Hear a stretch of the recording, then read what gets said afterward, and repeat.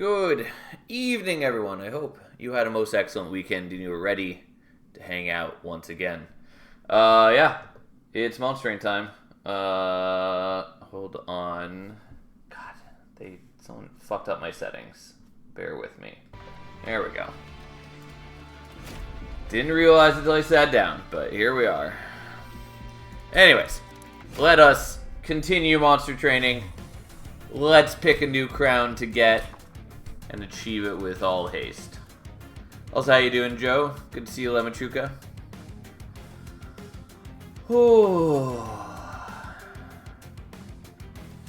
Alright, where do we want to start? Probably, like, Wildenton Wormkin. That's probably reasonable. We also do still have a lot of, like, Wormkin primary crowns to get. Alright, let's do Wildenton Wormkin, I guess. Not my favorite champion, but that's okay. We're already on Wormkin.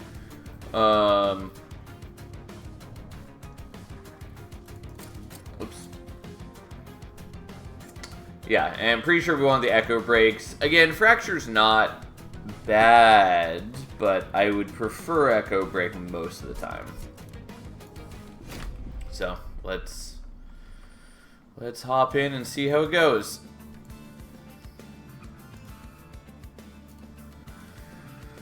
I mean, Pyre of Savagery is generally the best Pyre we could get with Wildenton and kind of Awoken in general. I feel a little bad using it, honestly, but, you know, it works so well with sweep units. Also works well with, like, Animus of Will, but in particular, very good with sweep units.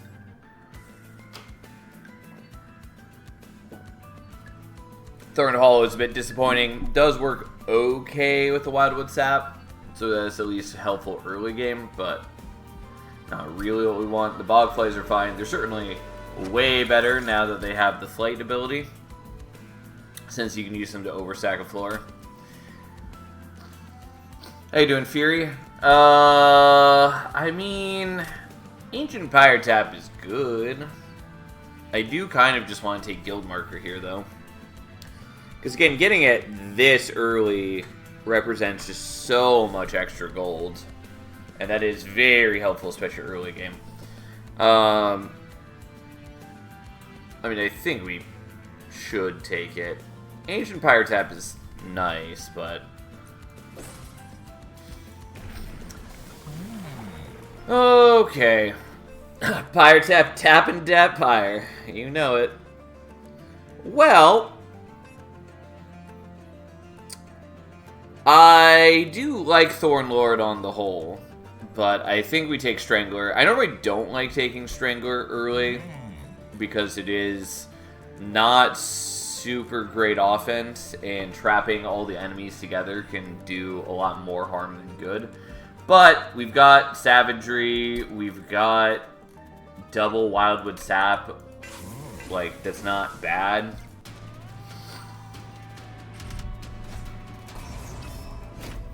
So, we'll see what we can do. Yeah,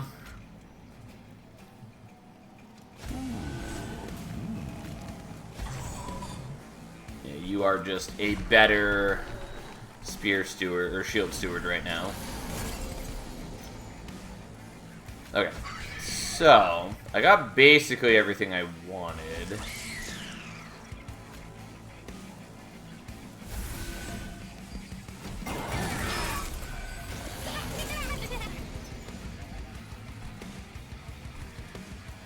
So I need to play one of those here so I can move you down floor. Although, admittedly, not sure I want to do that quite yet.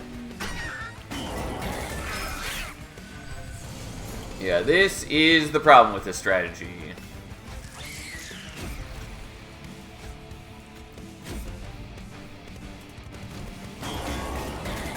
But we'll see what we can do. They're at least not very strong. Yeah.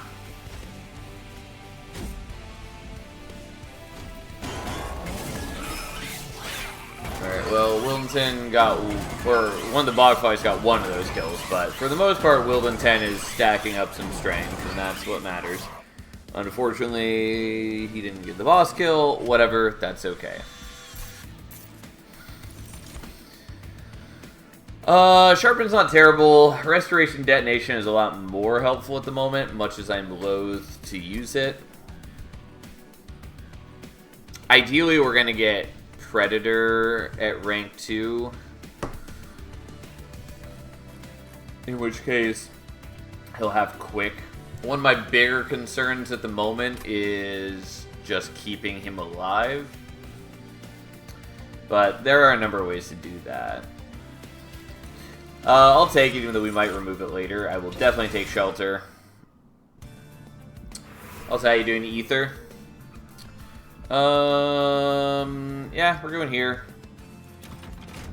Mostly, I would much prefer to see a Wormkin banner right now, and also being able to do things to, like, Shelter or the Wildwood Saps is very appealing to me.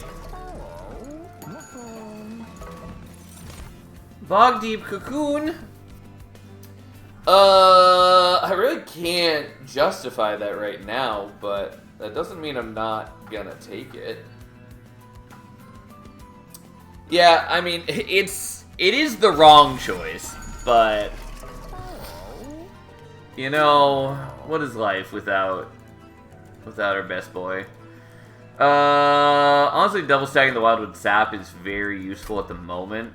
I think it's more helpful than double stacking the Shelter. God, I'm so not used to it costing less thanks to Guild Marker.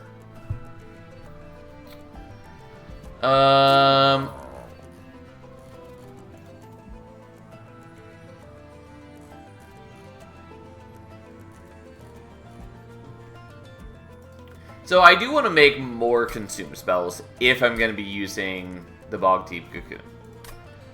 So it does feel nice to get both of these right now. On the other hand, we could re-roll and look for, like, Spell Chain for the Wildwood Sap, which is also quite good, or Intrinsic. Both of those are pretty solid to our current needs.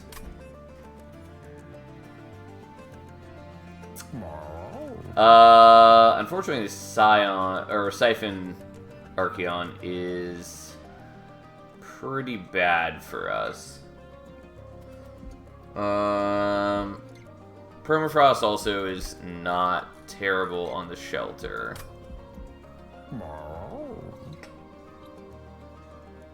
Alright. Yeah, I do sort of want things. You know what? I will do that, even though it means I can't get the other things. We'll see. We'll see how this goes.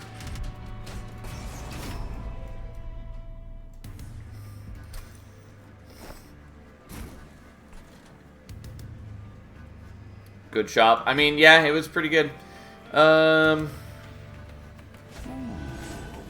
don't think the Bogworm is actually helpful for us. But, hey.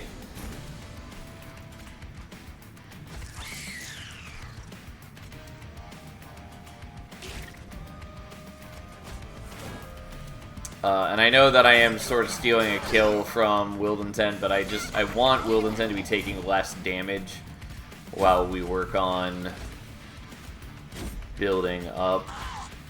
Especially since this guy's going to do massive damage to us once he's in front. Doing decent, just got my car back from the shop, and poor guy said they had to spend almost half a day dealing with my Careless Latte spell. Oof. Alright, unfortunately stealing from Wildenton, but, like, dudes need to die.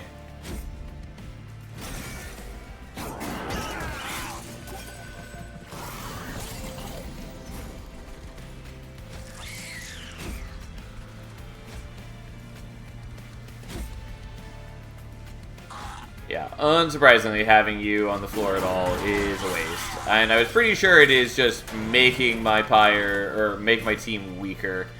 Because it's making the Bogflies less good at their job.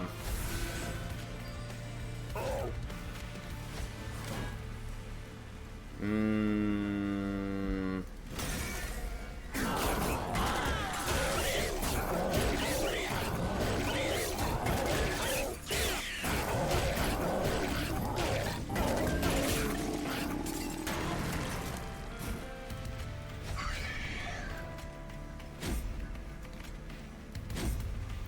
So 56 damage brings him down to 74, I want to say. And that's going to go up to... yeah, so 11 damage a turn. I mean, I'd survive it, it's bad. Obviously, I could redo the fight and put not the bog cocoon there, probably. But that's fine. It's my own hubris. We'll pay the price. I will take another Wildwood Sap at the moment. I will take an Echo Transfer, even though it's somewhat concerning. I'm going to go here, even though I really don't want to. Yeah, Meat Shield was one of the things I was considering. I was really hoping for Unstable Shard.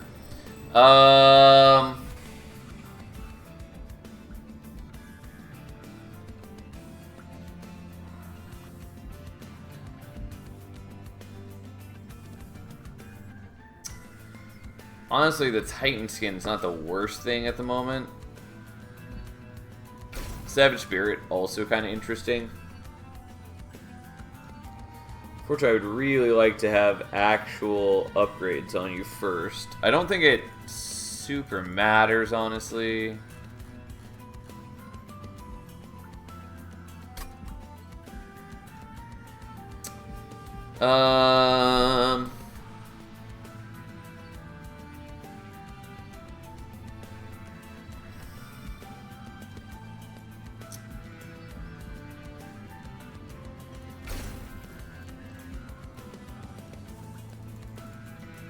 Yeah, I don't really want that. We'll just leave, even though I'm subjecting myself to some level of hubris. So the Echo Bloom is pretty appealing, at least if we're actually trying to hatch the cocoon.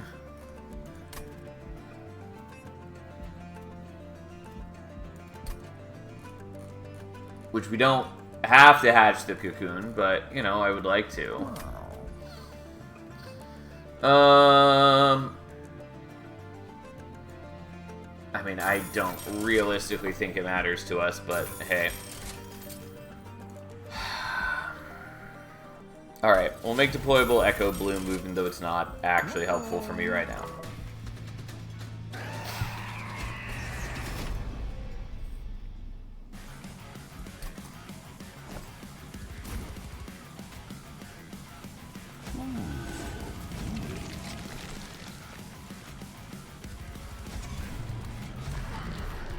Okay, so, here we are. Yeah, I would like to do the Calcified Ember, but I do want to get rid of problems. And by that I mean I need to survive the hits that are coming, because I am going to be making him a lot stronger.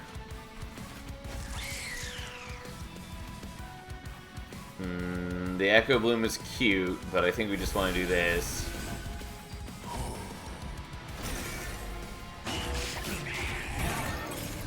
But, again, unfortunately that makes him rather strong.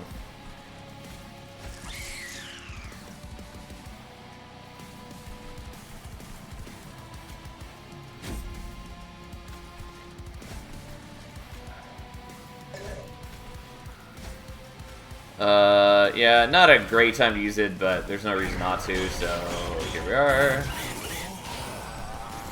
Okay, at least the Flagellant died to the Resolve effect, otherwise he'd be fairly strong.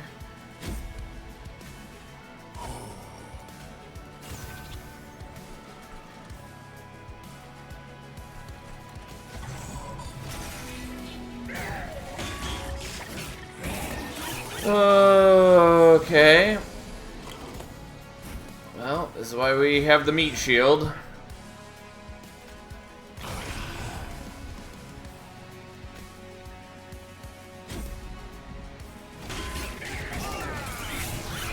Yeah, unfortunately he is very strong and will one-shot our dude, which is exactly what we're trying to avoid.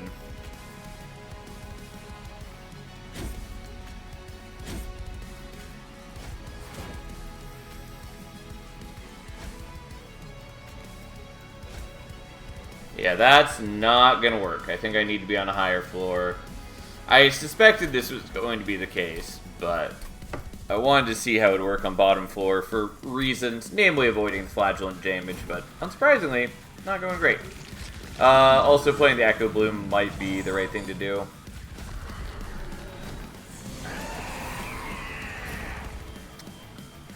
For, you know, lots of reasons.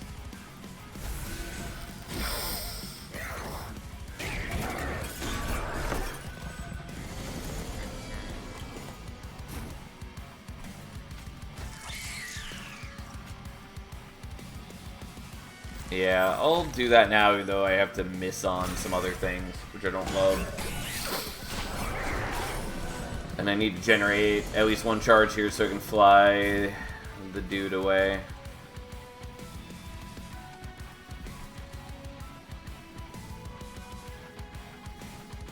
It would be also nice to do the shelter now at a much higher rate. Well, still.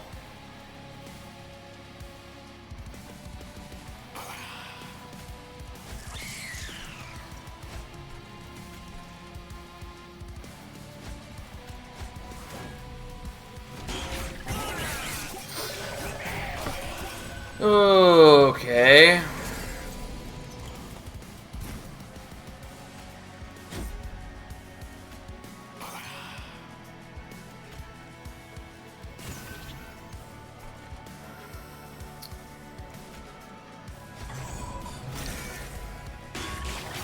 Yeah, unfortunately the Flagellant is very strong now. Also, so is Archeon.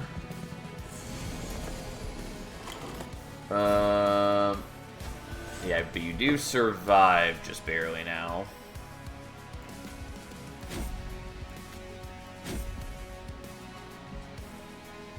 The egg has almost hatched. She barely survives.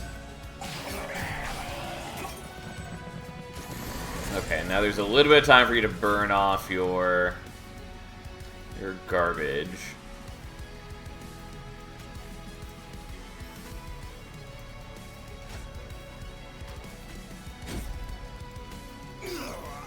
Okay, so now you're hatching.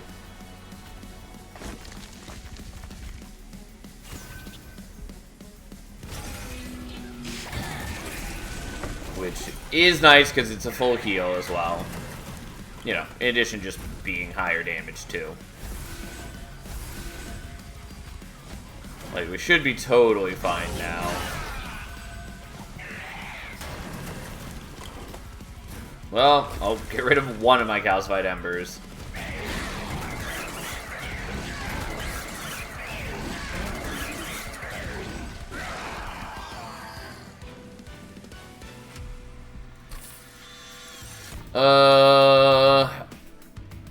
Yeah, I mean, we're definitely taking Accelerated Incubation. Like, 100%. Channel Song also kind of cute, but absolutely we're taking that. I mean, I do want the Keeper, but I can't actually use it at the moment.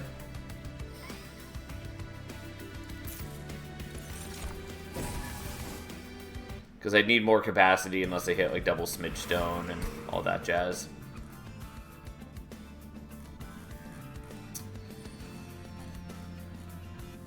Yeah, unfortunately I thought this was the case. So, Pyre Savagery doesn't track from the hatched unit kills to the egg. And so even though the Bog Worm got several of the kills there, it doesn't increase the attack of the Bog Deep Cocoon. Which is unsurprising, but it is a shame. Anyways, we're going here. I mean, I do like the Smidge Stone, but...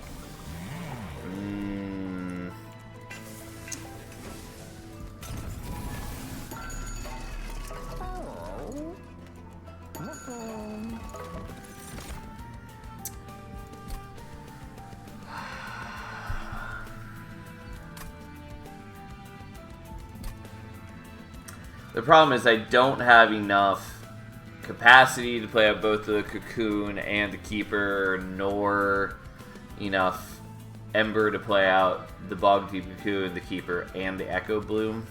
Obviously, I could just not play the Echo Bloom in deployment, but it is helpful. It's a little less necessary now if I do set up the accelerated incubation properly, but still.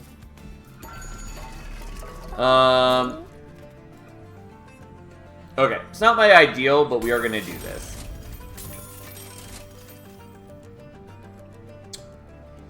Yeah, that's not what I was hoping to see.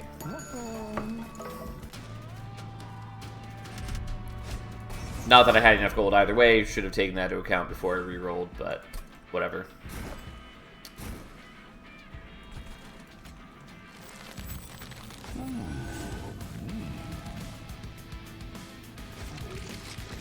It hurts to pass up 2 Keepers. It does. It does, in fact, bring me great and terrible despair.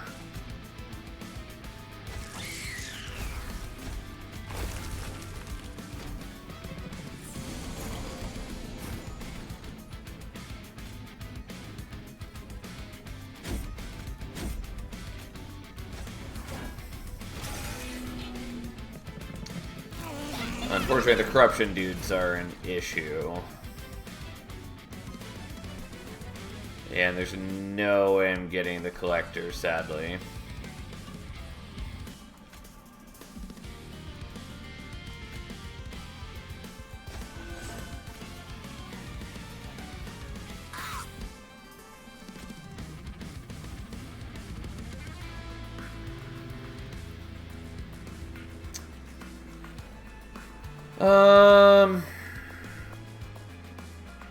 Mostly, I'm just trying to avoid the corruption causing me issues. That's what we're trying to do here. Which is why I'm giving the meat shield to the egg. Or, not to the egg, the bogfly. You know, it's not exactly what I'd like to do. But we're trying, man. Oh, you already hatched. Honestly, wasn't expecting that.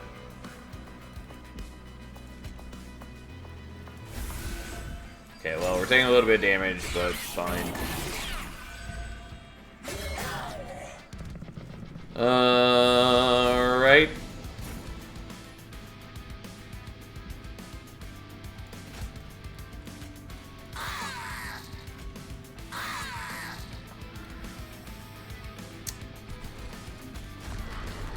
Yeah, I don't have enough to play the Wildwood Sap, and I don't have any charges to move you up yet, which is annoying, but it is what it is. Anyways, he's dying, don't love it, but again, it avoids the corruption, which was the point. Okay, I'm gonna get rid of that, even though, again, I still have other things I need to do.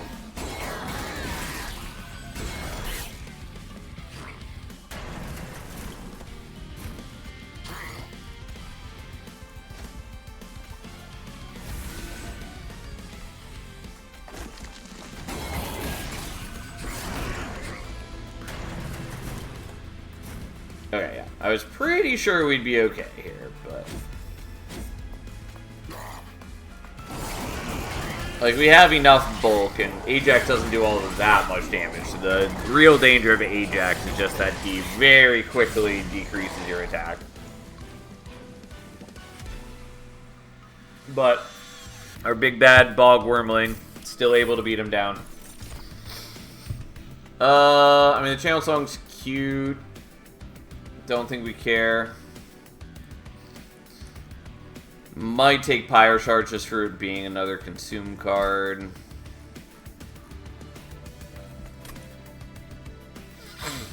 I mean, so is Invigorating Solution. But it comes with a Calcified Ember. Which isn't that big a deal, but it is a little annoying.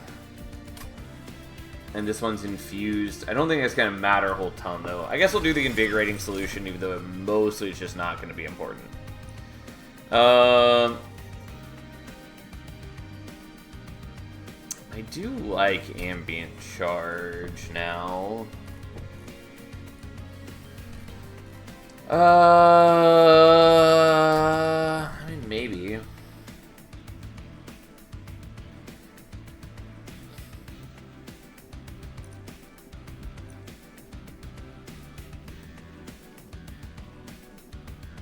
I don't know, fine. I probably shouldn't, but here we are.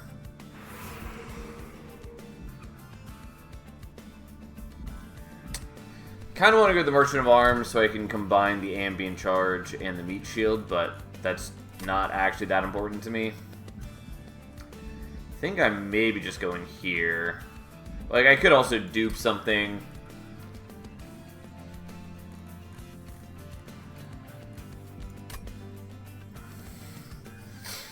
Well, let's go here.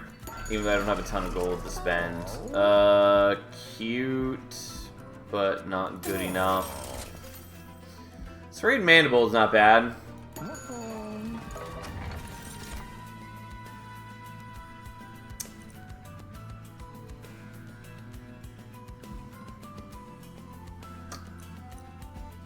No, we'll skip on that for reasons.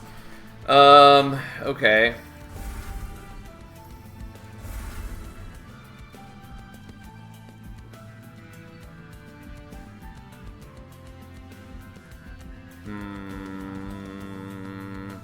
Crown's what you want for sure. I mean, it's not bad.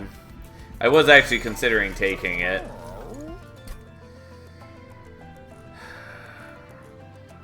It is legitimately useful at the moment. It's just, it doesn't scale super well long-term for my needs. Kind of.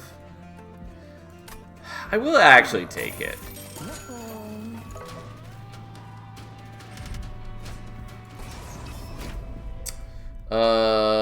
Well, don't have the sap, but it should be fine.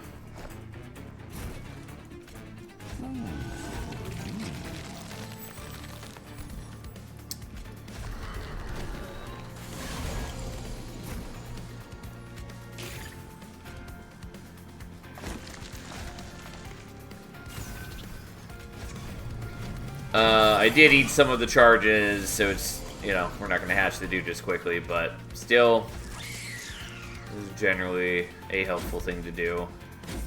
And then I don't have anywhere to play out this Shield Steward, as is so often the case. No, you son of a bitch. I mean, I could get it. I just really don't want to have to do that, but...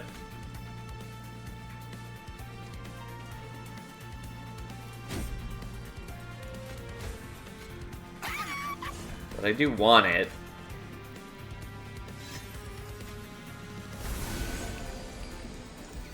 I don't really need the regen yet, and therefore I probably should have held off on it, but it seemed good to set it up when I could.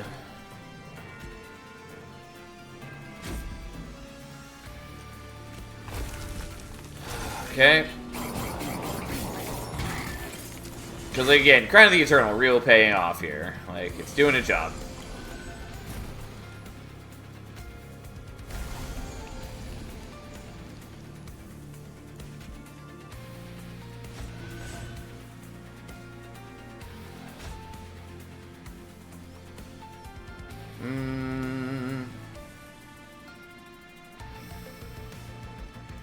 I'll just leave it at that for now.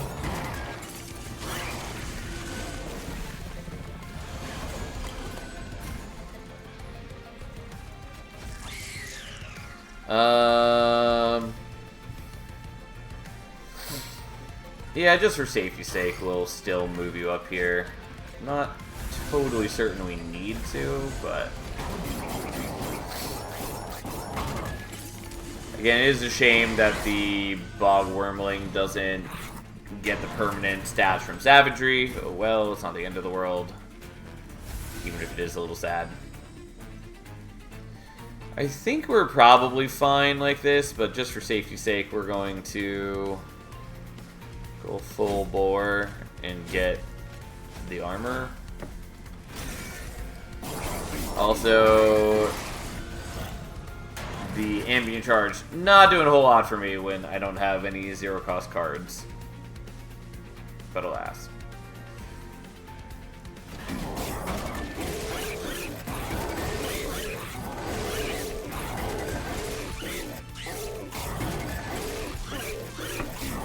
Well, here's why we wanted the regen, because it is doing a lot of work into his many attacks. Since he gets to survive us for so long. But we get there just fine. I don't care for Pyrogrow, but it is a consume card.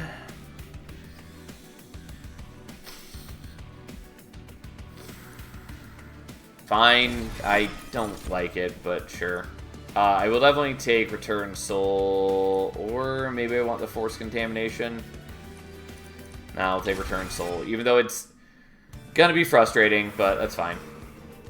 I do want the Merchant of Steel. I badly want the Merchant of Magic, though. Yeah.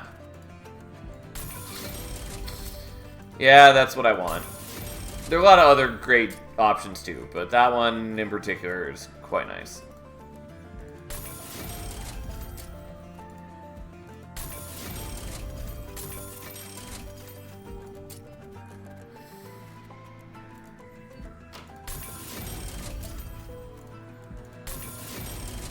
Alright, well, there's most of my gold gone, but it is a pretty hefty increase in power, so.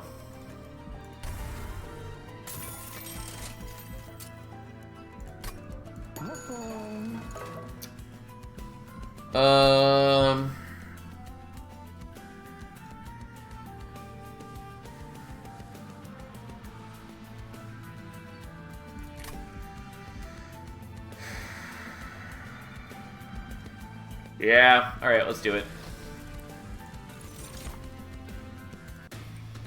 So now, we can hatch the Bog Worm on turn 1. Which also means that we don't totally need Wilden 10 up front anymore, but that's fine. Also means we don't totally need the Echo Bloom anymore, which is sort of interesting. Yeah, unfortunately I don't have as many dupes as I want. It's fine. Well, it's okay. We can do what I want to do regardless.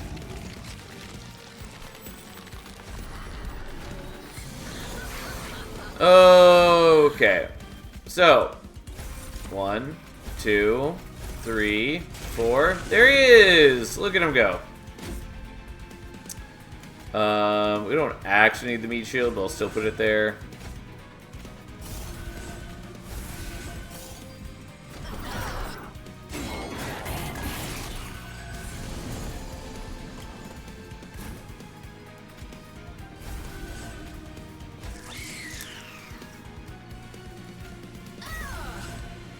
Oh, I should have actually... Well, it's fine. I was gonna say, I should have damaged this guy so Wildenton could get the kill, but we also just used the Root Seeds, and that also got him in range.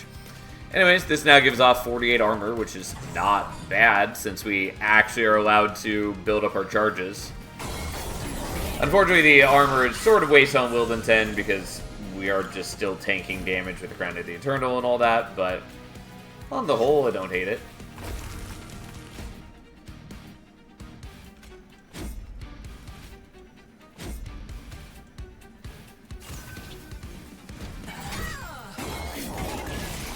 Anyways, we're just trying to get as many kills on Wildenton as we can, because it does help for our future.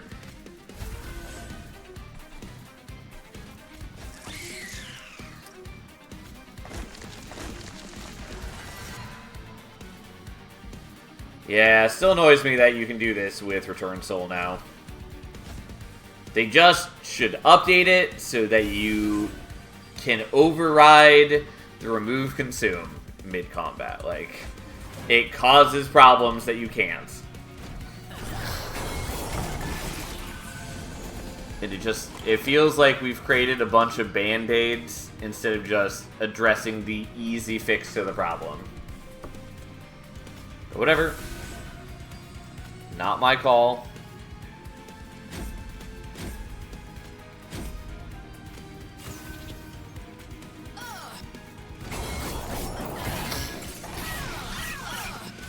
Oh boy.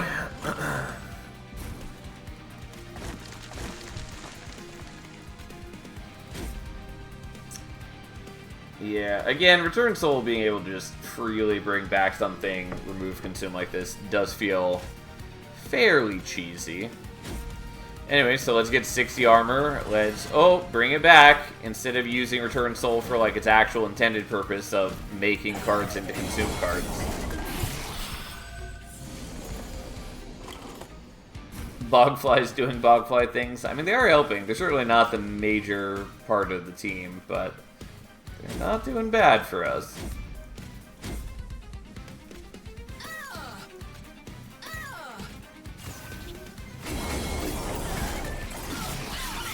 Unfortunately, since we weren't able to go Predator, Wildenton's not going to have multi-strike. The extra bulk is quite nice, mind you, but still.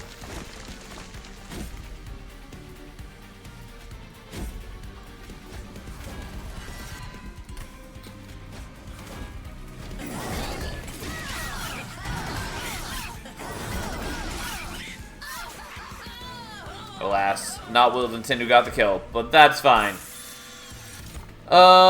Right. Well, we don't need any of these. Extra the past I don't hate, but I don't really need it. Perfect Insanity is cute, but not actually helpful for us. Pretty sure we're just skipping. Not sure what boss upgrade we're taking, though. Pretty sure it's just going to be Ember. Yeah, I mean, I do like the draw, but we'll take the Ember, I guess. I don't know. I think it's somewhat unnecessary now, but that's okay. Also, despite the fact that we went down to like 8 earlier, we're doing just fine now. Titanite is fine. Okay, I will definitely take Predator.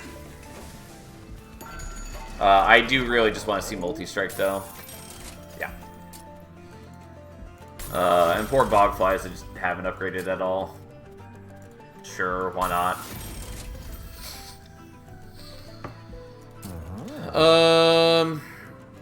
Yeah, it doesn't matter. They're not gonna take damage. Not really. So I have 8 deployment Ember now.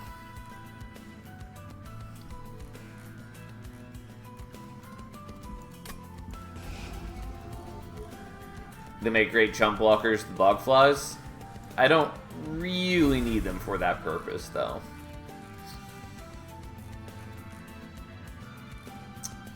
I'll get rid of the Restoration Detonation, since it's essentially never mattering. Yep, we should be okay.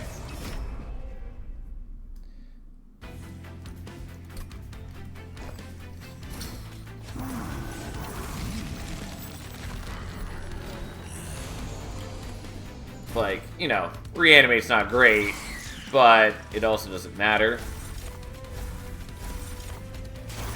Oh look, he lives! And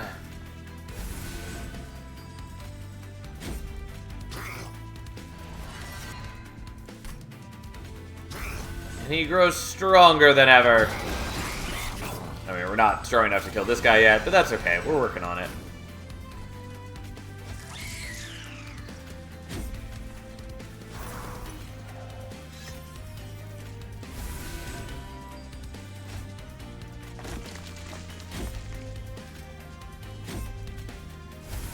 There's an argument to be made that I should be using the Root Seeds on the Bogworm since he's got multi-strike. I'm not too worried about it, though.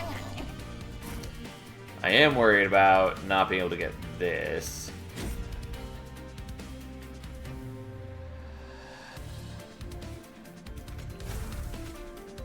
You have more HP than I thought you did. Wow. Let's do that. For some reason, even though the number is on screen, I was thinking it had 3 HP. Clearly not actually looking.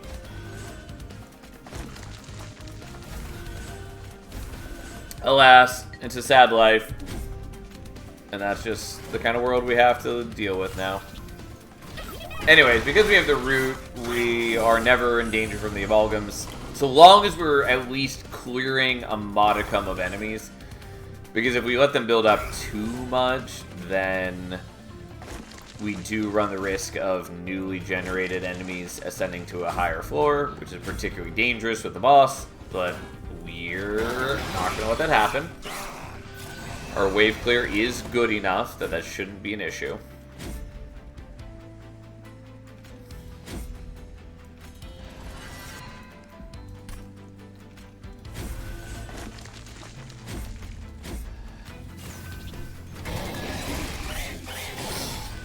Even with the reanimate.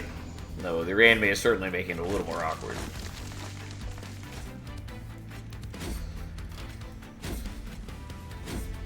Oh, there's the return soul there. Okay. We're gonna do it this way so I can do that, then pull it back and do it again, because it is cheesy, but here we are. And then, yeah, no problems. We just kind of murder a Thane real well and good. So since my dudes are sitting on like 196 armor, because Shelter is a good card. Especially when we can play it twice in the turn with no penalty, basically.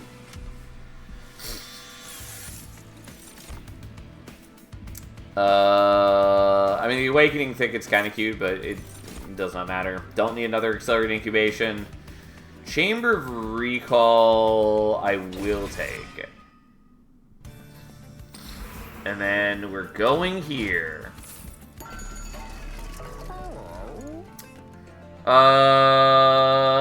Yeah, that's not really a downside to that. Don't really care about the Notice Stone. Crystallized Wing does nothing for us. Yeah, the base charge is actually helpful for me. Because it means that when I play the Bog Flies on another floor, I can immediately fly them down. Which I could also do if they were infused, but they're not. Anyways, here's the major thing we're doing. We're duping the Cocoon. And that's about all I've got. I guess I can upgrade the Bog Flies.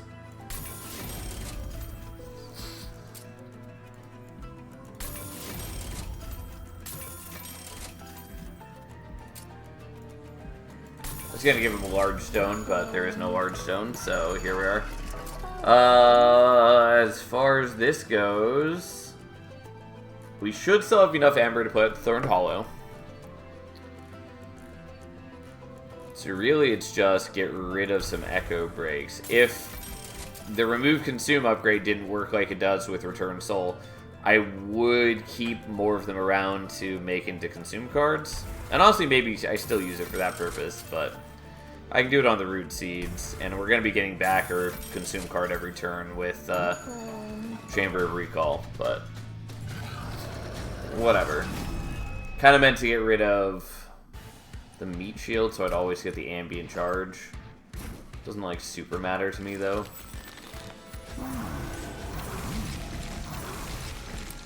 There is an argument to be made for putting these guys in front, since they will have substantially higher bulk, but I do want Willed Intent sweeping. Also, he does get the full heal, which is nice, though. Eventually, the armor is going to make that irrelevant. Anyways, you may have noticed that Accelerated Incubation works for every egg on the floor. And so we likewise hatch them both on turn 1.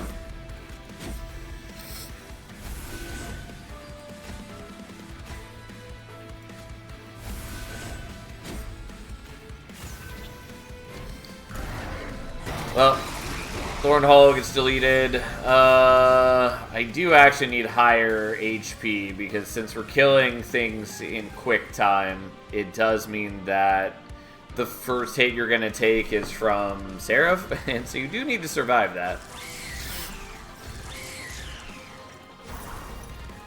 I could block with a Bogfly if I had to, but definitely don't want to. Either way, it is going to be okay. Well and truly, because we do that, and then, oh, look, here it is. And so we're taking 88 damage, but, wow, we're taking 90. We're just healing some of it back. But, doesn't matter. And now the melee weakness is gone, so we should be okay for the rest of the fight.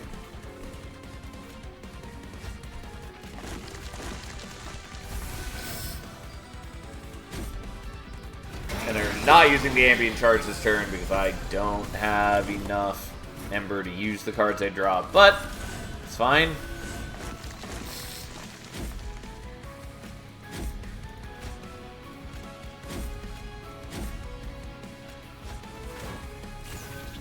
Yeah, I don't really know why I'm giving buffs to Willed Intent still, but here we are.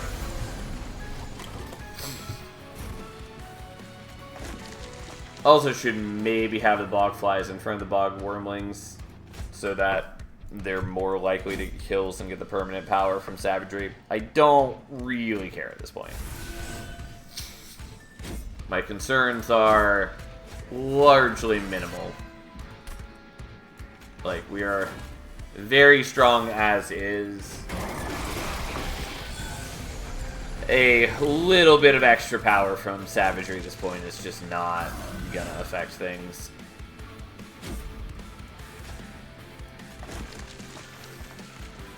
Also, our deck is thin enough and we draw enough now that I basically just get to do this every turn.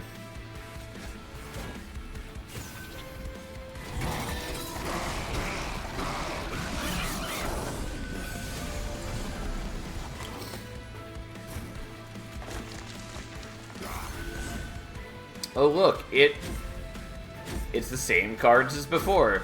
Who would have guessed?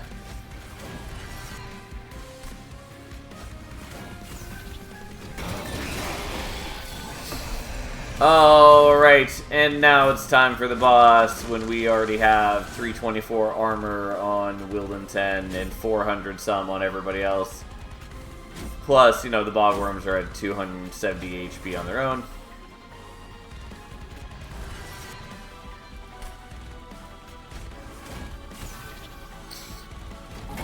And here we go.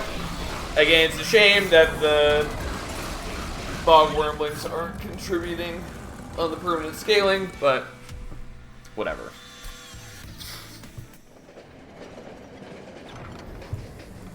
Oh.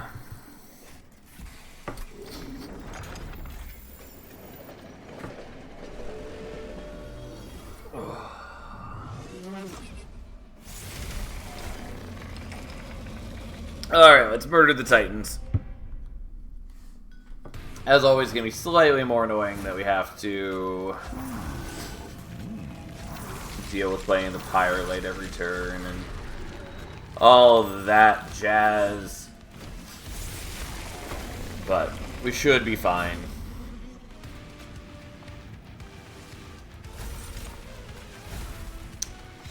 You know what? We're actually going to use that first. Because when we hatch you, it is then refreshed.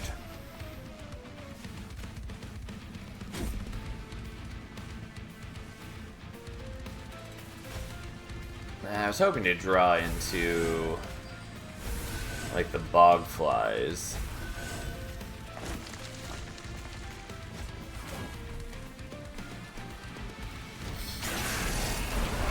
Also, it would have been nice to get the Pyre Grow on the same turn where we were drawing a bunch.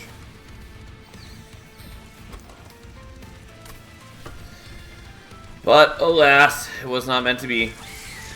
Anyways, we play you, we fly you down, we play you, we fly you down.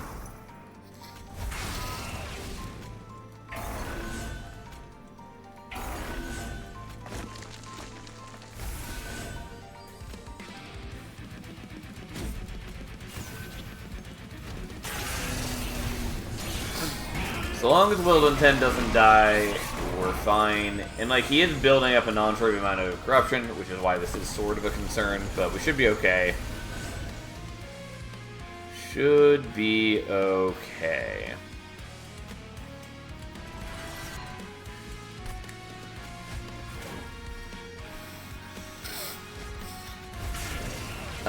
Could use that this turn. I think we'll save it for next turn, even though it'd be nice to use it off cooldown. But we can use it now.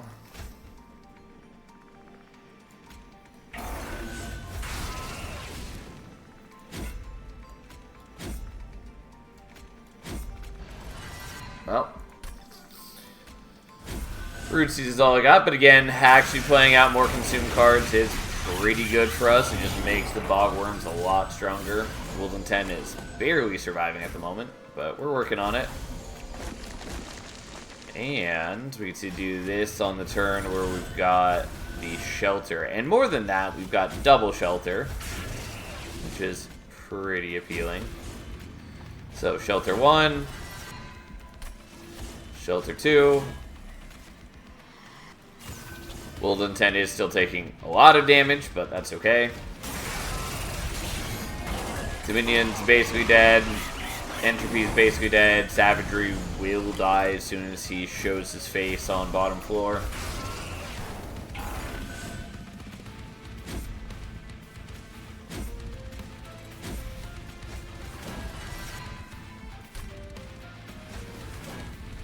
And we just keep making, you know, about 120 armor per turn. It's not bad.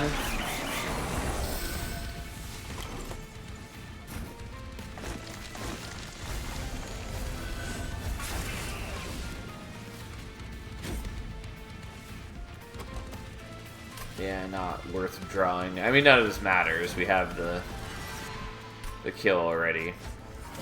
Well, here we go. Ta-da! Easy. Well, we made the Bogworms work quite well, even if they were a liability early on. Obviously, getting the accelerated incubation certainly helped, though even just the Echo Bloom was doing a lot of work for us once we had the Ember to play that during deployment as well. Ooh. Mastered Bogworm, finally. We already had mastered it. The one that we mastered today was Accelerated Incubation. Which, still got 2 cards to go over on the Wormkin side and 3 on Railforged. What are the... Yeah, Force Contamination, Power of Knowledge. I almost took Force Contamination this time, but I didn't. And what we did take definitely worked out well.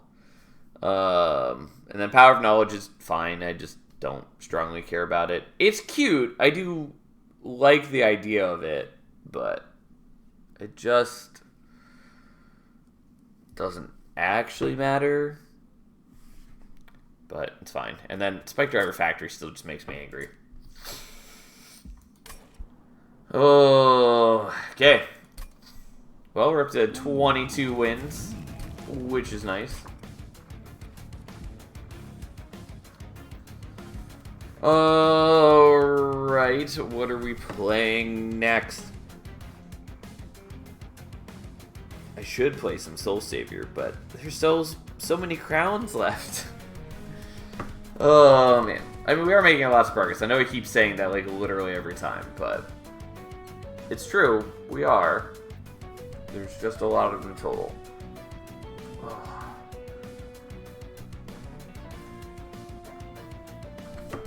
Bear with me. I was very tired today, and because I was awake early this morning and was awake for most of the day, and I finally fell asleep in the evening, and now I'm still exhausted a bit. Oh, well, I was thinking to play Wormkin Pyreborn, but I don't want to play Wormkin again immediately. So let's do something with Railforged.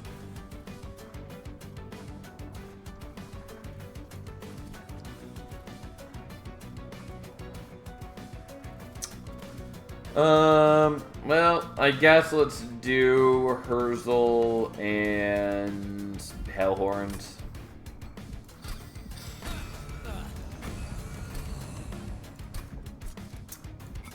I definitely prefer the Torch to the Imp. And here we go. I mean, again, the Imps aren't, like, terrible. In fact, are fairly nice with Railforged because they are an easy outlet for forging.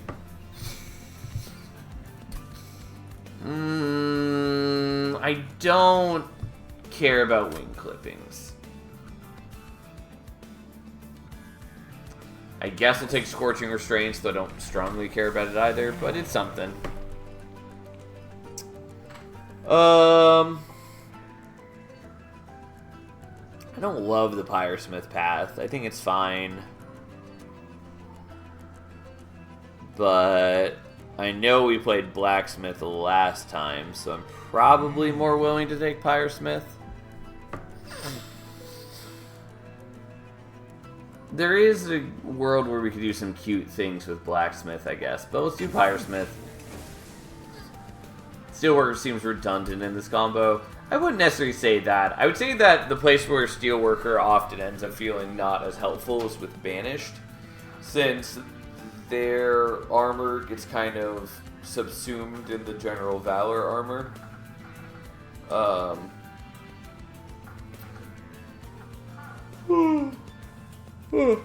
That said, still useful even in that combo, since the Steelworker will armor up the backliners, so you are building up defense for Relentless. Yada yada yada yada yada.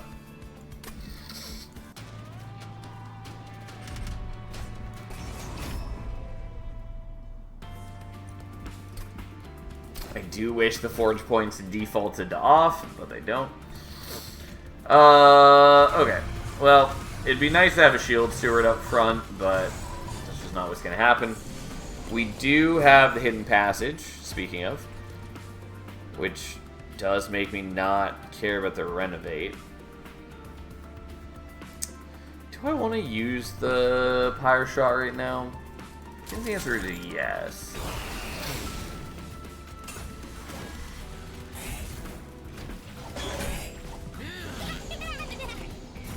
I did forget that I should be maybe saving it for when we have the collector. Ended up not mattering, but still a good consideration.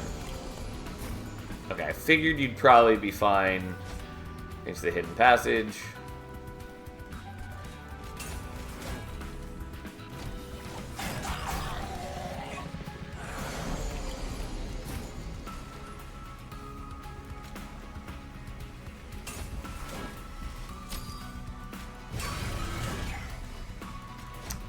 Yeah, I could support him by killing one of the dudes with the torch. I don't think that's necessary, so we're just not going to bother. I suppose I could have played him on mid-floor in case we drew the Hidden Passage this turn, but I just kind of assumed we weren't going to.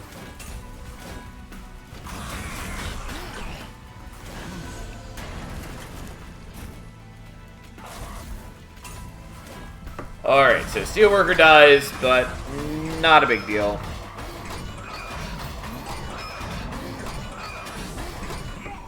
Because while we don't have any attack buffs outside of, forging, it's okay. We had plenty of defense and we're able to overstack. Bonk is fine. I think we probably take Hammerfall. It's not like my favorite card, but it is an attack buff, and I need attack buffs.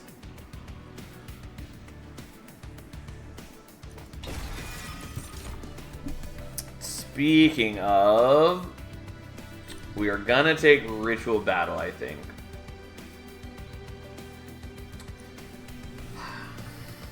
Like, I can't use the Fledgling Imp unless I commit to getting extra capacity. And I could, like, I do have Renovate. And so I could use Renovate to increase the capacity early on, rather than using the Hidden Passages to, like, overstack the floor. That feels like a waste, but on the other hand, a floor-wide attack buff is good. Like, it just is.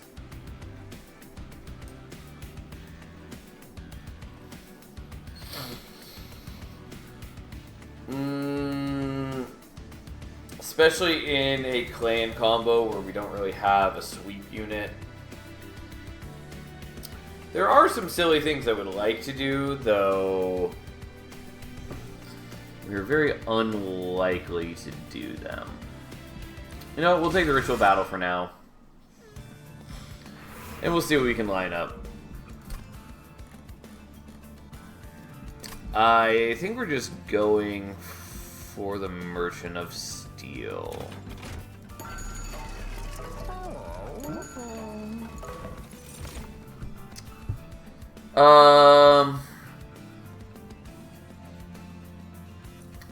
Yeah, for now I actually will take an Alpha Fiend. Certainly not my favorite unit, but... there's like one really specific thing I would like to do.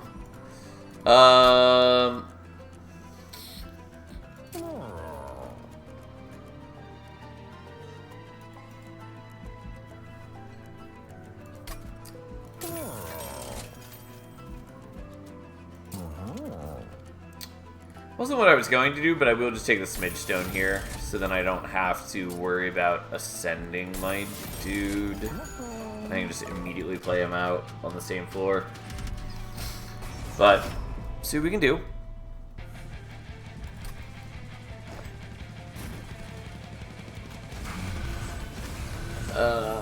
Okay.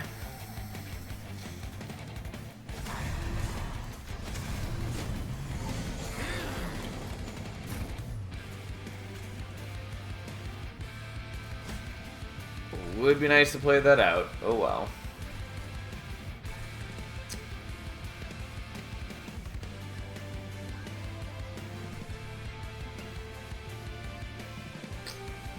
Yeah, I guess I'll wait on that.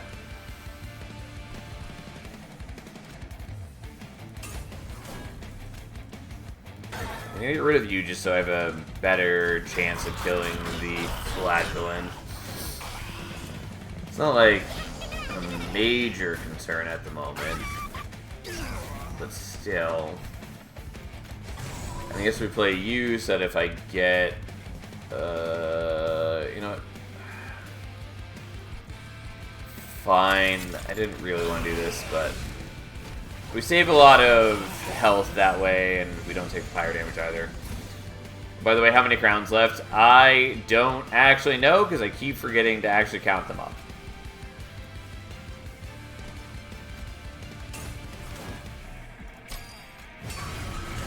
I don't really want to count them up right at this moment. But I am curious. I think we're at least halfway. Okay, well, we're abandoning you, my buddy. We are going to take some fire damage just because I want to make sure that I'm coming to the backliner there. It is just too important for us not to.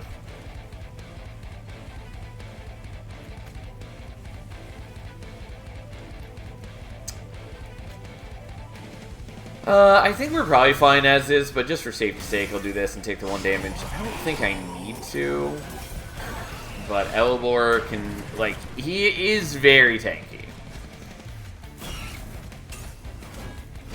But I think I would have been okay, especially since the Alpha Fiend is increasing its attack constantly. And by, I mean, I'm pretty confident I would have been fine.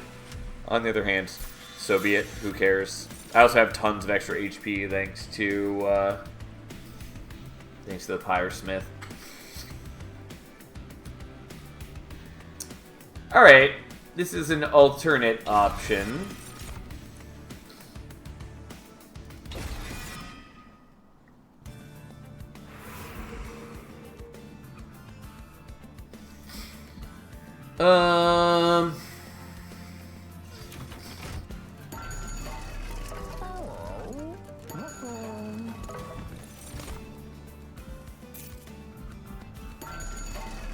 I did kind of want to go to the Merchant of Arms to put deployable on the Fortified Pauldrons. Titanite's not bad here, but I'd rather see dualism. That's fine. Could do Large Stone. I don't strongly care.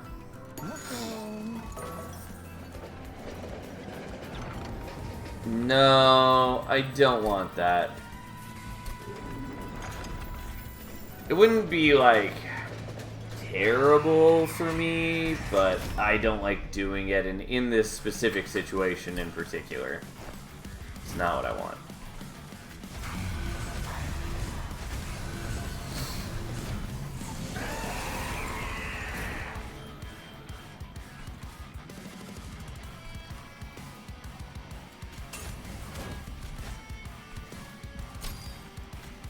Okay, we'll just use up our meager forge points.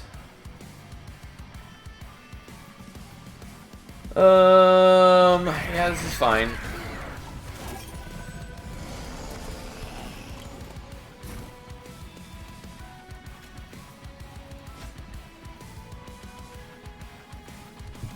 If it's Penumbra, you jump on it twice on Sundays. I mean, I'm certainly no fan of Penumbra, but even then I feel bad about murdering my champion.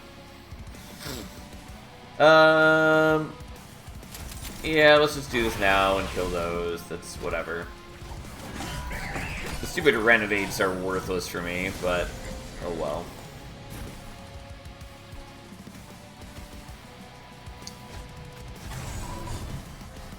I probably should have done the Smith first so I could have forged the Steward, but alas, that's fine.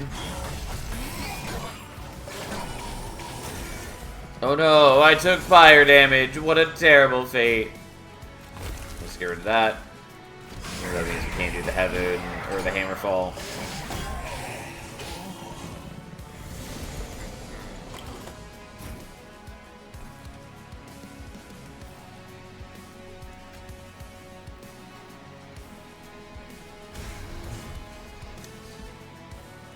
Alright, whatever, take a little bit of damage, so be it.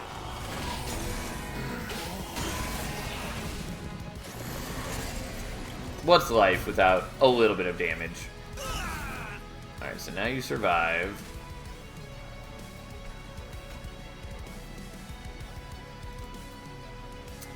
So if we got 2 more forge points, we'd have 4, and they're 3 each, so it'd be 12. Yeah, it's just not enough. So we'll just forge there, Smith there.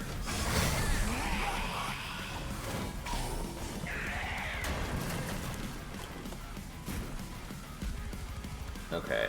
Yeah, would have preferred you not dying, all things considered. But it's okay that you do, I guess.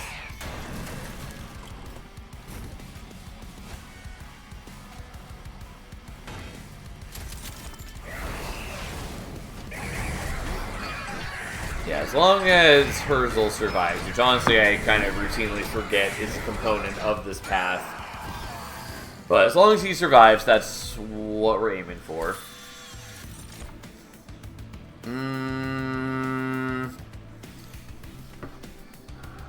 I mean, the assembly room's cute. It may be worth using. It wasn't really what I wanted to do. But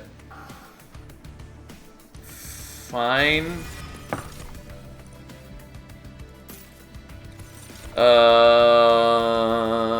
Take the Ember for now. What I really want is Tiresome Climb. That's what I want. So this also is vaguely appealing. Yeah, double stack isn't it. I mean, Zone of Silence is cute, but we're gonna greedily not do that.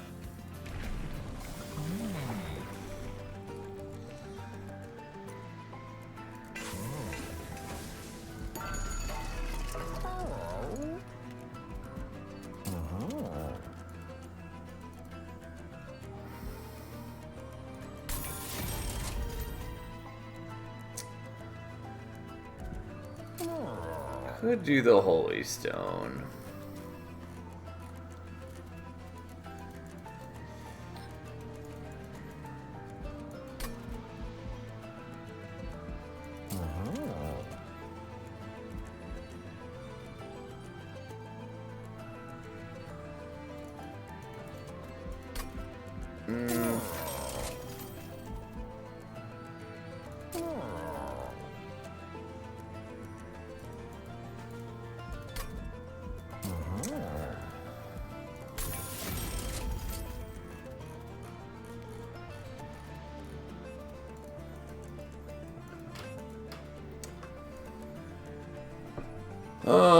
How you doing, Constant Tom? Also, I think I said hello, but if I didn't, how you doing, Glacier?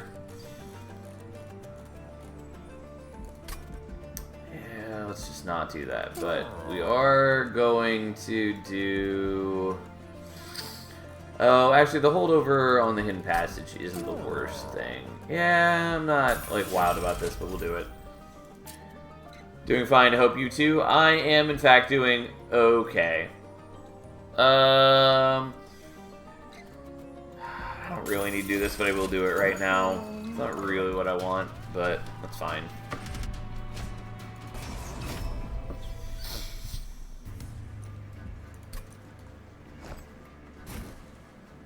Honestly, I forgot if I said hi at the start of the stream, so I think it balances out. Fair enough.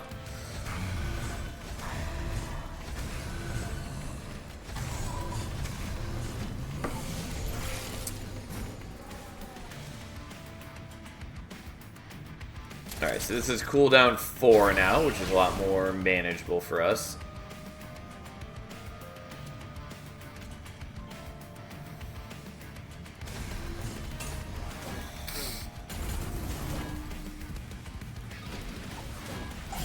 I was busy hacking all the things in Cyberpunk, fair enough. Gotta do what you gotta do.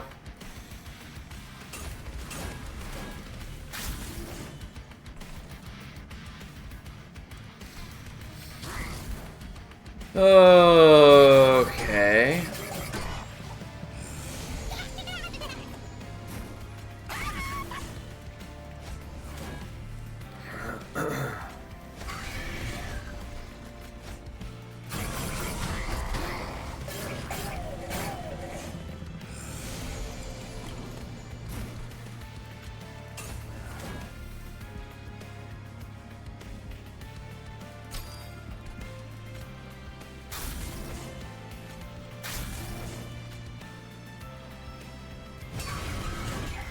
Yeah, I thought that would get you killed, and therefore I probably shouldn't do it. Whatever, I don't know. I don't think I'm using the forge points. I keep forgetting that I could be using them on the fortified pauldrons. That was one of the reasons I took the fortified pauldrons.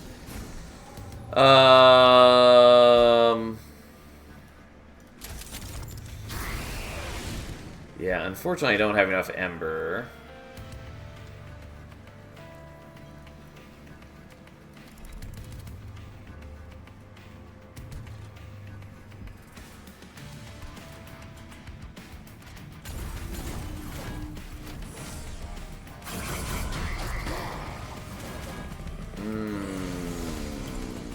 Yeah, my deck is fairly weak, all things considered.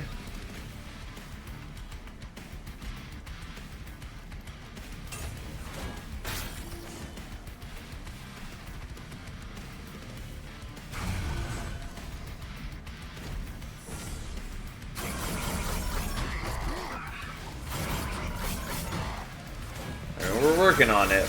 Oh, it's so much damage. Are you kidding me?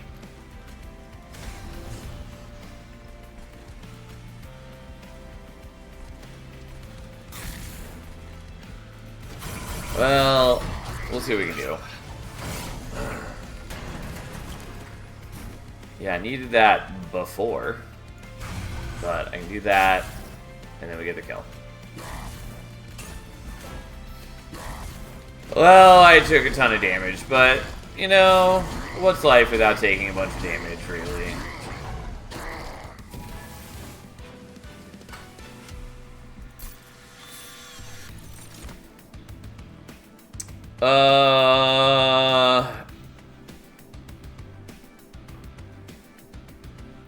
I do like Railgun. I guess we'll take the Machinist Tome. I'm not wild about it. I should maybe take the Inferno, but here we are. Right.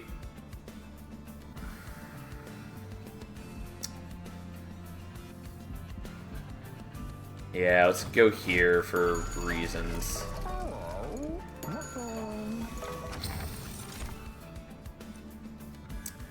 Neither of those is helpful. Sure, I'll take Hurzel's Hammer. It's not exactly what I want, but it does help.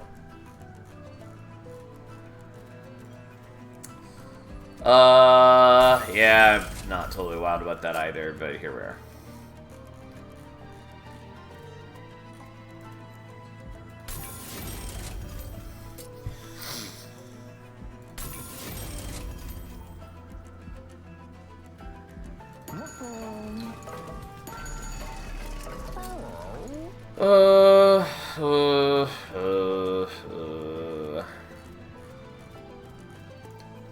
Okay. Let's get rid of a Renovate. The problem is that, ultimately, I've constructed a deck that is bad. Also, Heaven Seal's gonna get me killed. Just to be very clear. But, so be it. Admittedly, I should have the Alpha Fiend up front at the moment, but we're not doing that.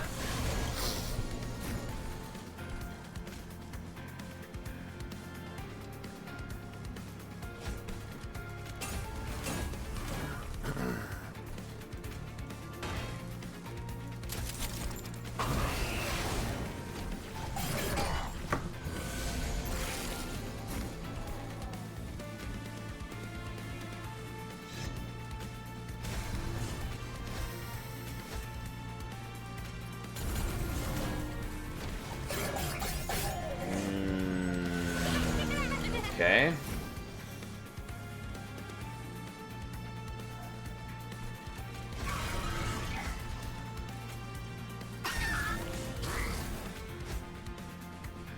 Yeah, at this rate, you will just kill me, I'm pretty sure.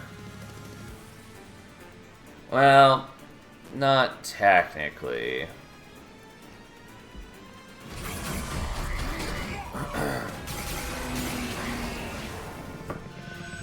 But it's certainly not good. So anyways, this is why we should have the Alpha Fiend up front. Also, can't do this with those guys.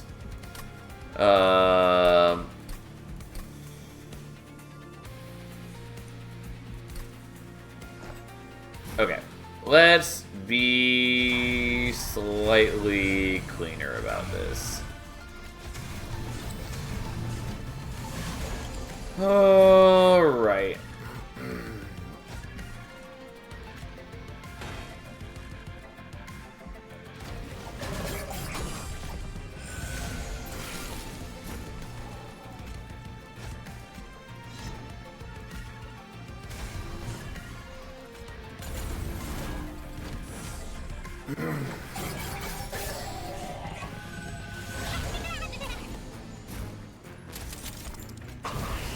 Alright, solves that problem.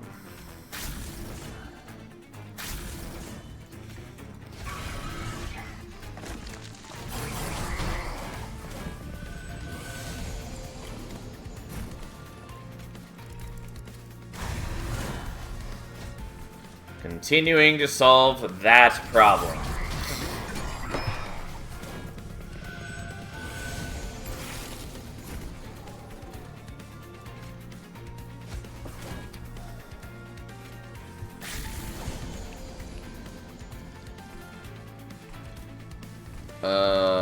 I don't want to not play the Hidden Passage. You know what? I will just do that. That's fine. I've got armor.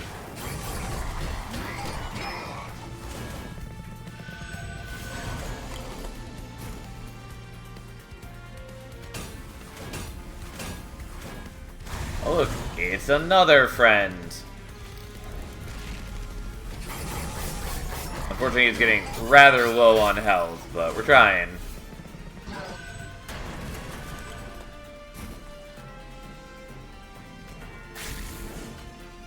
Okay, now everyone's surviving. Sure, we'll send you. I do get sapped a little bit, but that's okay. And then we beat him to death.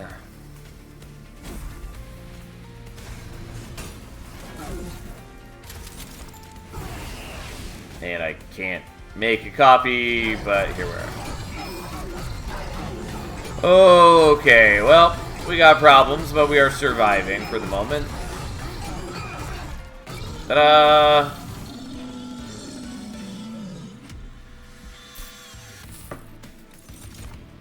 I mean, the trap shoot's cute, but no.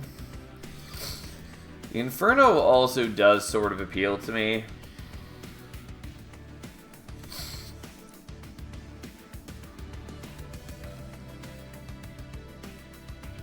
I know I skipped on others, but fine, fuck it.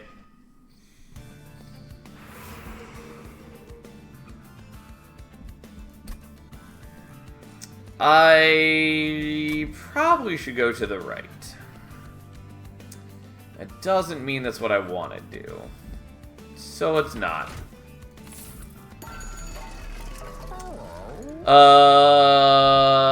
Yeah. Sure.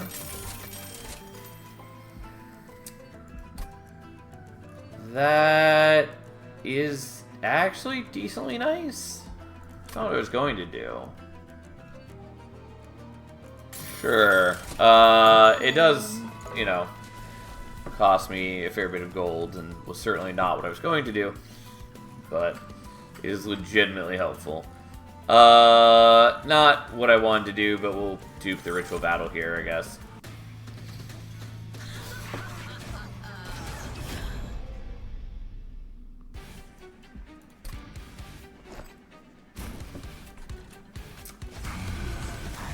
Unfortunately, the things that I'd wanted to do aren't lining up, but it's okay, maybe.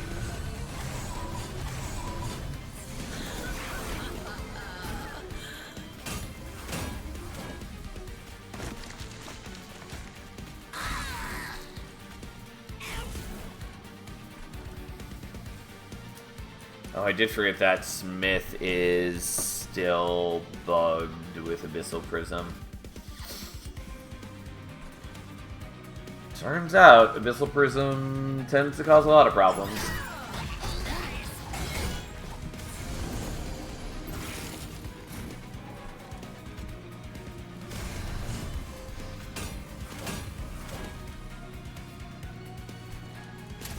Alright, well, let's solve some problems. And I know I could ascend him. I didn't really want to, but maybe I should.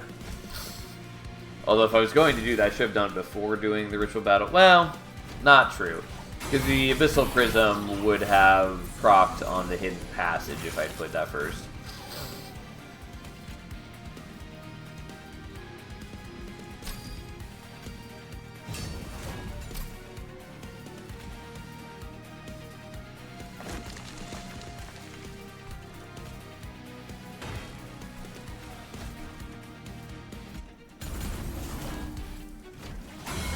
Okay.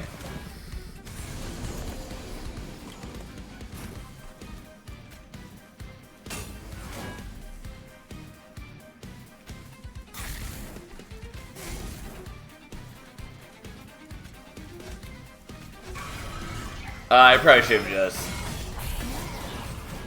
ascended the Spear Steward. I just was trying to leave capacity open for the assembly room, even though it took us a long while to draw into it. Also, this way I'm not killing the cherub before it acts, but we should be okay at this point. And getting a whole lot more armor per turn seems useful.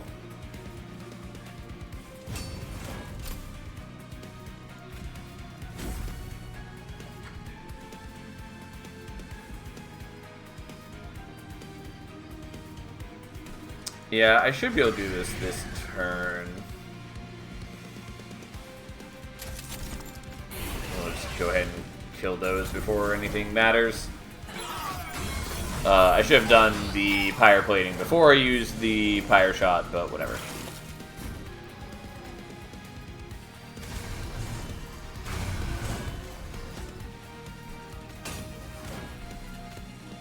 Alright, well, don't mind me, as we're now getting 18 armor on every unit per turn. Which, like, would be a lot more impressive if we were using Steelworkers with Dualism, but, you know, here we are. How are you doing today? I'm doing okay, Moonjin. Bit tired, but that's okay. It was largely a fine day, even if I didn't get a whole lot done.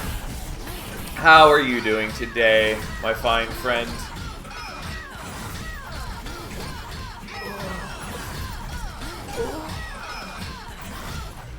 Alright, Kale is down. I mean, Rage Room is sort of nice, but we're definitely not the deck for it. Foundry Line is fine. We're not really the deck for it. And I don't really want to take Anvil Breaker, though at the moment it's vaguely strong with Smith and Abyssal Prism being bugged. Because I get like 8 to 12 Forge points just from playing a single Smith. Which is a bit shenanigans. Because like even 8 Forge points is a lot of damage with Anvil Breaker. Not really what I want to do though at some point we gotta master it.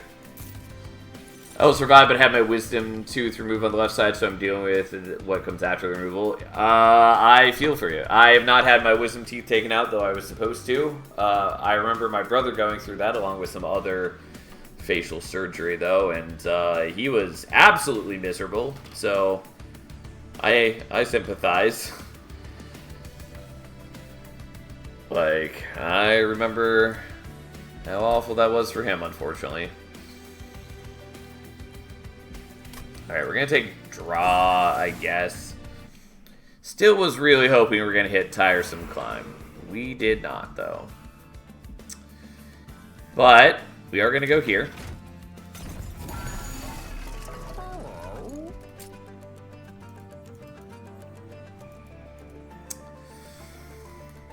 I mean, I do kind of want to do the Pyre Plating.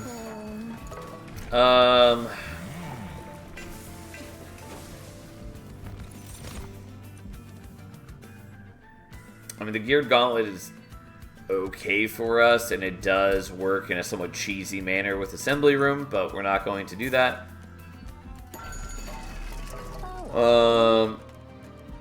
How old are people when removing them in your country? I feel like lots of people in my country remove Wisdom Teeth earlier than 30s. Yeah, mostly they get removed around like 18 to 20, but I've known a lot of people to get them removed earlier than that, closer to like 14, 15, and at the latest, it's usually like 24. My understanding is that if they're a problem, the longer they're left, the more difficult they are to remove. So typically, they get identified earlier when people have braces, and then they make a plan to remove them in a timely manner. I was supposed to have all 4 removed today, but I have a small mouth, and the tools to use to keep my mouth open made my jaws hurt so much that I couldn't do it. Totally understandable. Sorry you have to deal with that, my friend.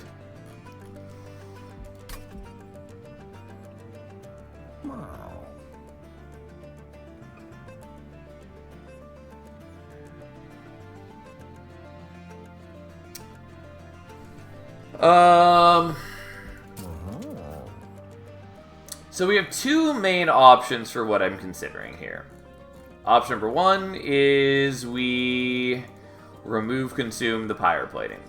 Option number 2 is we make the Inferno into a consume card, remove consume, and then we make it 0 cost. I think on the whole, we're probably stronger with the Inferno plan, but it's also not what I want to do.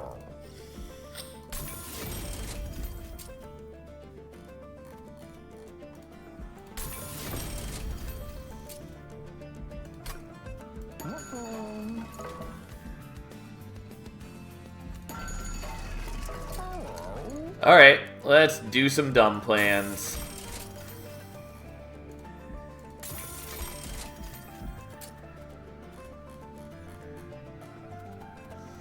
Yeah, well, here we are.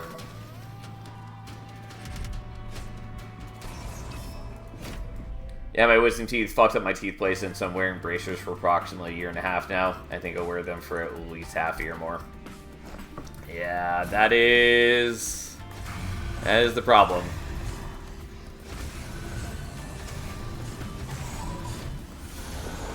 Okay. So at least we can now use the Pyro Shot every other turn, which certainly helps.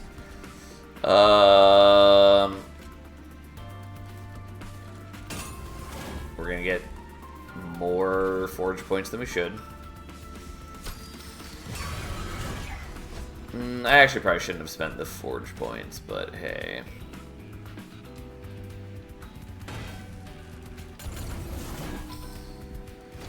Oh, I forgot that you actually exist, so I should have been using those torches. I was like, there's nothing to use the torches on. Not true. Blatantly incorrect.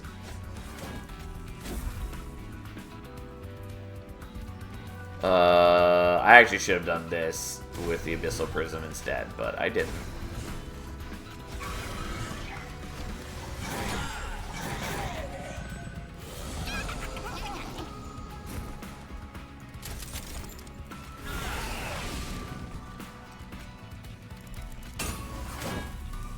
Okay. Yeah, it doesn't actually help, but here we are. They were not an immediate problem per se, but a risk factor, and since I'm currently eligible for government insurance, I've removed them when it costs $258 per side instead of $1,100. Yeah, no, totally understandable. Like, that was sort of the situation for me as well, is that I was supposed to get them removed, but not because they were immediately a problem, but just because they were projected that they could easily become a problem. But it would have cost me $2,000, and I could not afford to pay the $2,000 at the time, so I didn't do it. Which I'm not happy about or proud of, but that was the reality at the time, so here we are.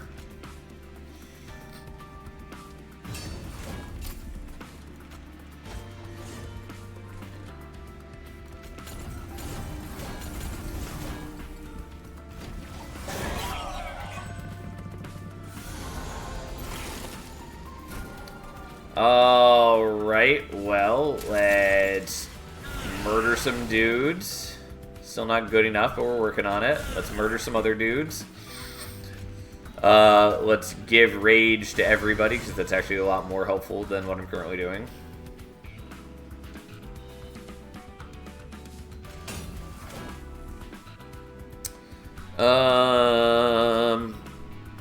Yeah, I think it's still worth doing that.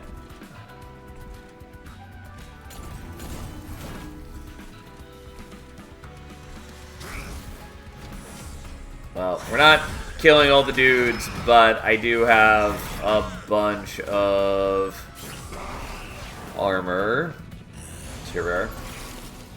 Medical costs in the USA sound very threatening. Yeah, it's real messed up.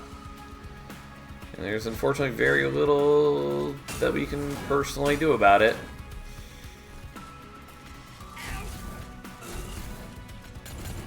Yes, more pyre plating. Unfortunately, like, I'm not really that well set up to utilize the pyre plating, despite my insistence on trying. So, you know, it's not working great. It's working okay, but it's not great. Also, how do I not have the hidden passage right now?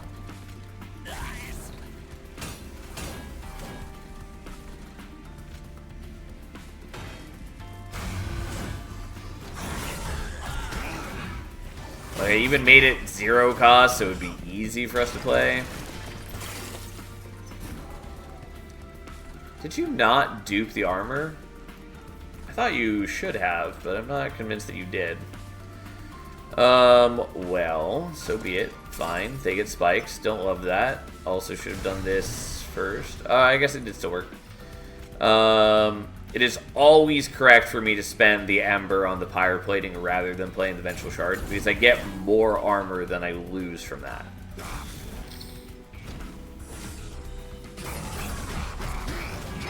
Again, I just have 20 Forge points, even after spending them, you know, in an inefficient manner. This is why we should probably be taking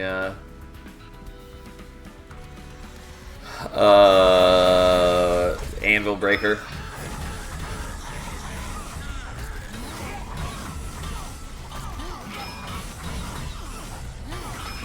Well, we slowly grind down a Thane, but there we go. We're not, like, well set up for the Titans, I'll be quite clear.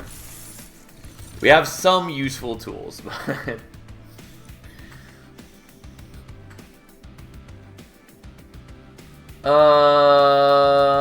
I don't know, I don't really want the car collapse. It's not bad for me, though, but I'll skip. There's Tiresome Climb. Way late to be getting it, though.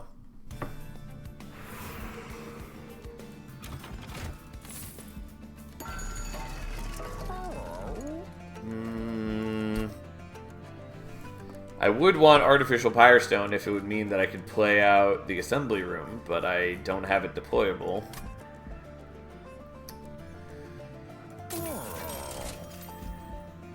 Not helpful.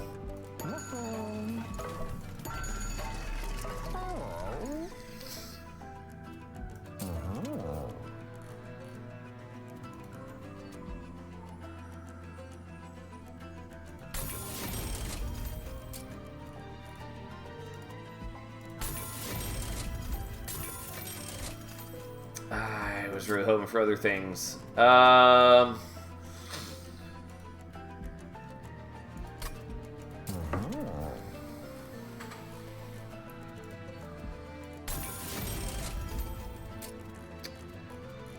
Well,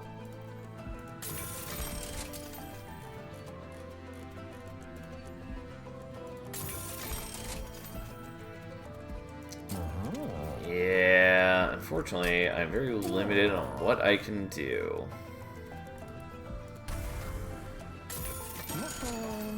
Alright, well, let's make another Tiresome Climb, I guess.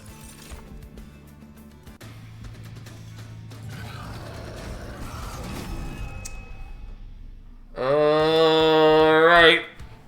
Can't say I've made the best deck available to me, but here we are.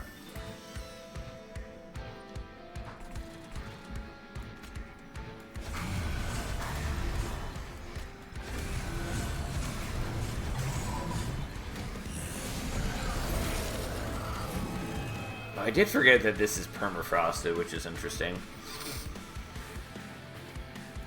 I was just permafrosting it so that it would cost less. That's the only reason that I actually did it, but here we are.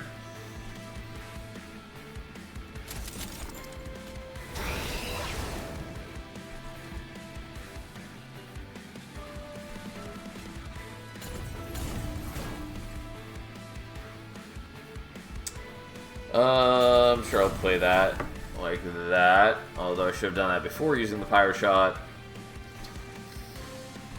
But hey.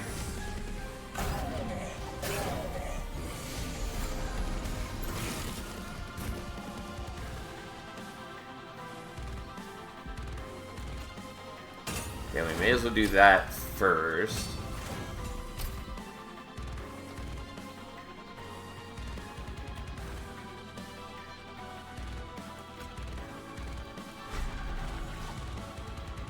I guess I could have done the Hammerfall.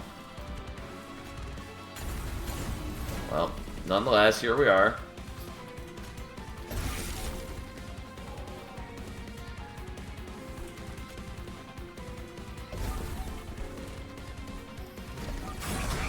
I heard there be jank here, is that true? Oh, Edwin, you are...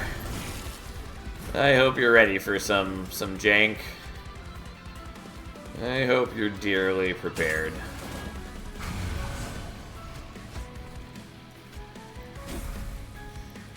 Okay, so...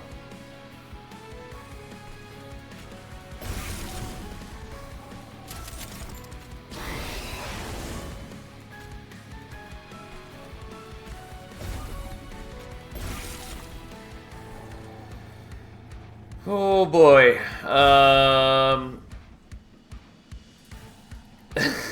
This does not look like it's gone exactly to plot. It sort of did. It's just that I was really hoping to get the Tiresome Climb earlier, and I just didn't thin my deck out very well, and like, it's a lot of shenanigans. It has the elements that I wanted, but oh boy, does it not have the execution that I wanted.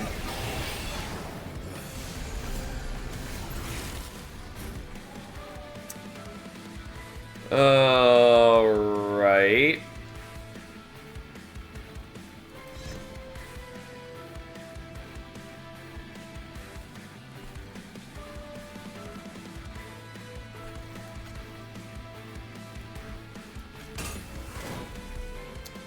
Oh, did I play out the hammer this turn? If I did, I definitely meant to forge that. Because I basically just don't have anything to spend forge points on.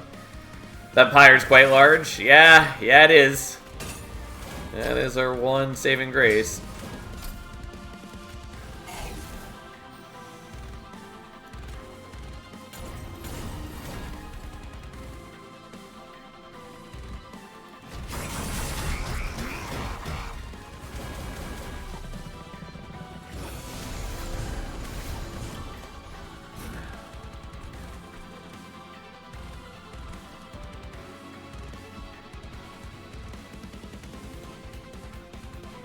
Did I not play with the hidden passage?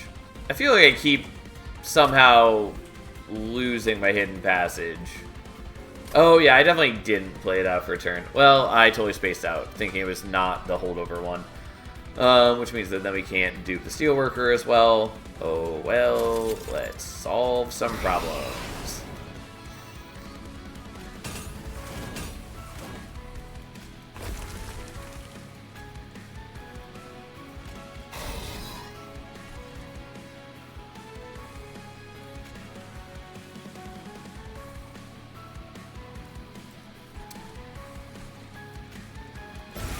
I mean, I could sort of just afford to do that, but hey, here we are.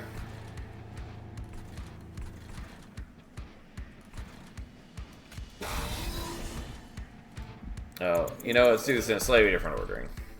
Also, I'm still annoyed about the steelworker and the and the hidden passage. Like, I do want the extra draw by not holding onto the holdover thing all the time, but still. Okay, so let's use them in the correct order where we do that, then we do this, and then we do the pyre shot. So we hit the amalgam with both things, basically. And then we do that, and then we just cry a little bit deep in our heart.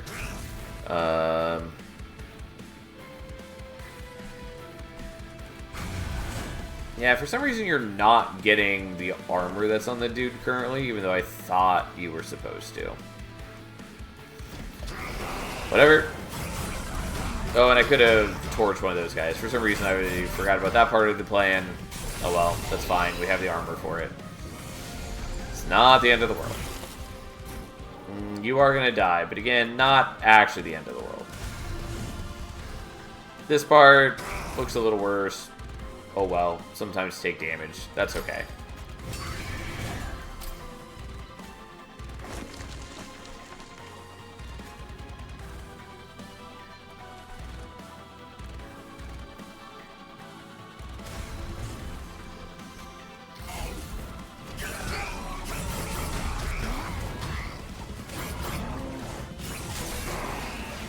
Yeah. We took a little bit of damage. Not a big deal. Okay, so.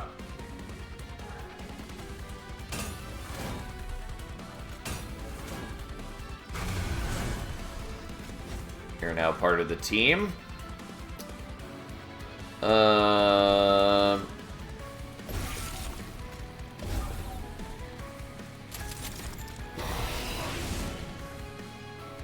You know, we do have a number of problems, but here we are.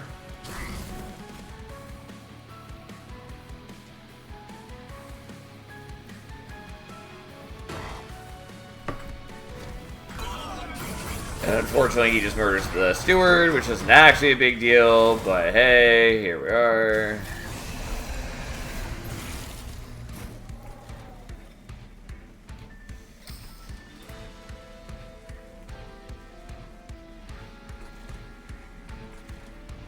So just out of curiosity, if we were to do, say, something like this.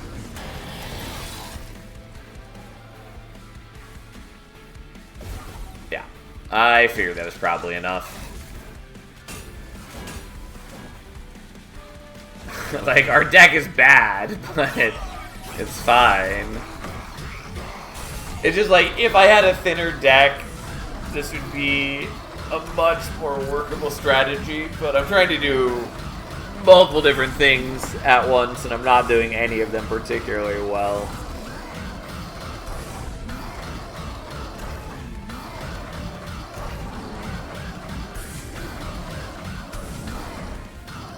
Ta-da! Like, I have god-awful scaling, for instance, but hey.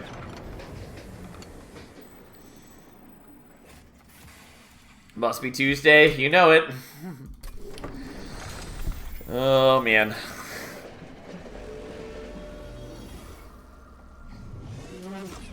Oof. That seems like a good run for Endless Mode. Yeah. Yeah, I wonder how well it would do there. I just really wish that I were drawing the Tiresome Climbs, like, every turn. Like, I really wanted Holdover on the Tiresome Climb. That's what I wanted. What we got is okay, but Holdover was by far the ideal. Also, would love to have more Pyre Platings. Would love to have substantially less Torches and Smiths.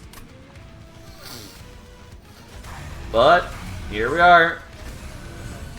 Also, I wish that he had Dualism, but...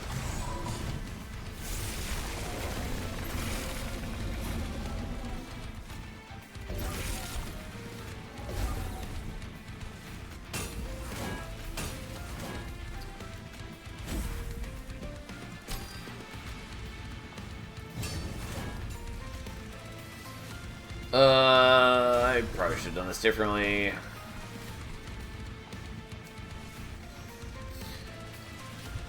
I'm actually not going to play out the Hidden Passage right now, nor am I going to use the Pyre Shot.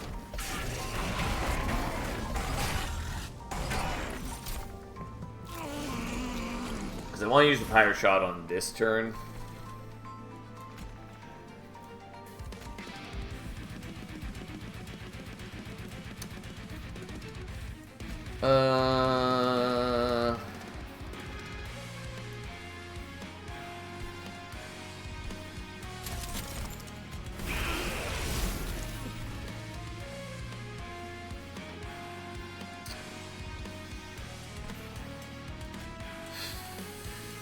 Fine.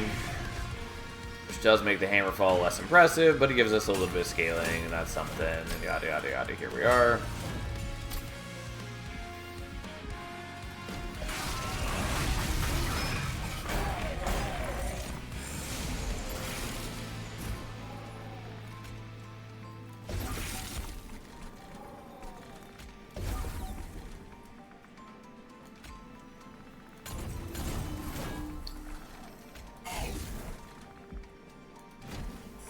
Alright, well, it's slow going, and also because we're missing out on the Pyre Lights, we're not increasing the attack of our Pyre, which is a bit sad, but that's fine. Not the end of the world.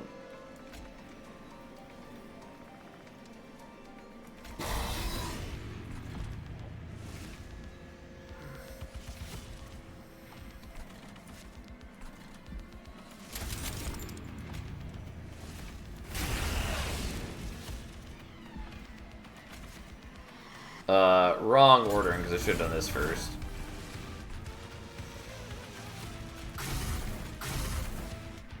But, whatever, fine.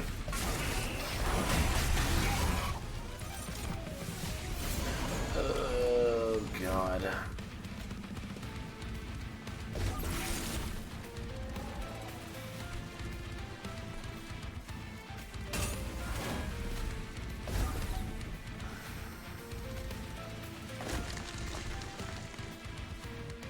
Yeah, we're gonna take a little bit of Pyre damage. That's not a big deal.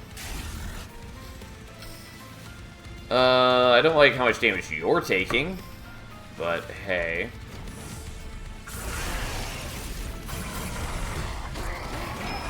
I'm trying to keep you alive. Also, you do have some corruption now, which I was trying to avoid, which is probably why we were dazing Dominion, but alas, can't do that now. Also can't play that out.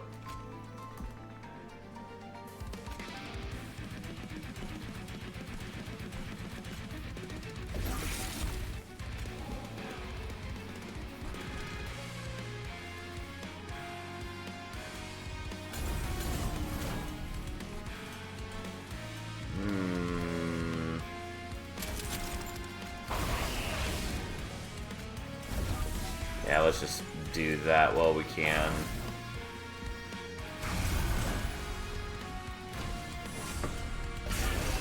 Oh, it's a fucking mess, I tell you.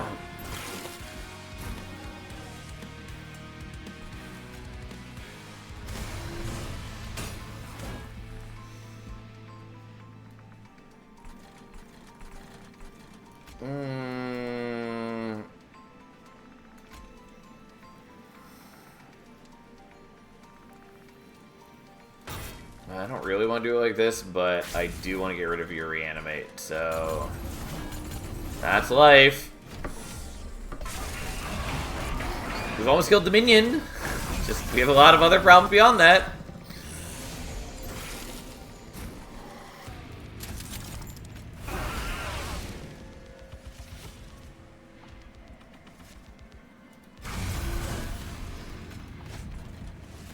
Unfortunately, you're dying, and that's really not great for me.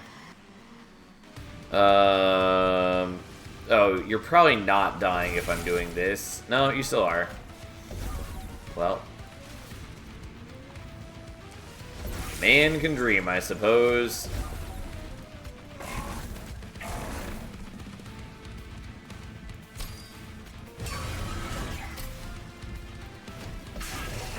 Well. We're slowly getting there. Fucking clumsy shit. And it is. Well. And I don't have the hidden passage, so I can't do that. Oh well. Fine. If only I could daze entropy, what a world that would be.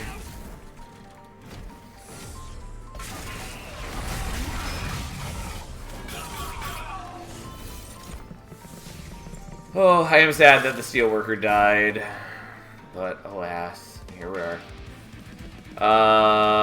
Okay.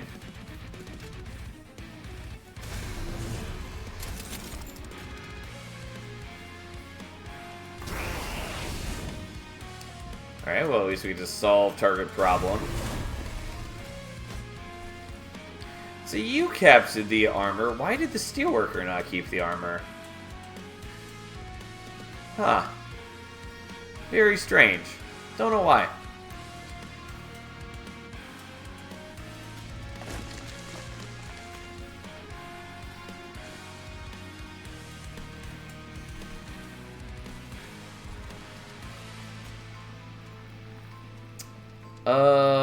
Yeah, honestly, I'm gonna daze you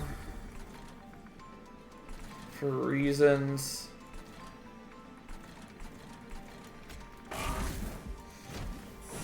Also means we get more damage in on entropy, which is helpful. Because we don't have to waste a hit on the dude. Not wildly, insanely helpful, but it's something.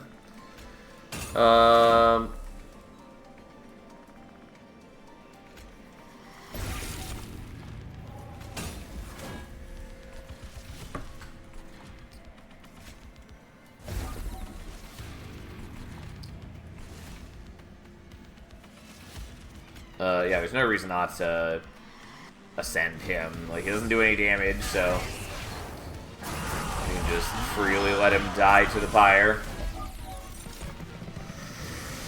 Oh, okay. And you're still dazed for the moment.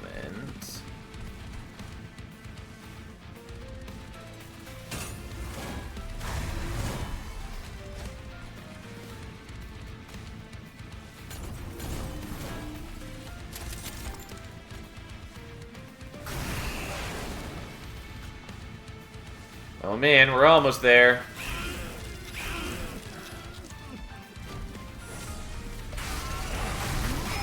And thanks to the pyre plating, we essentially haven't taken any damage, despite how clumsy this shit is.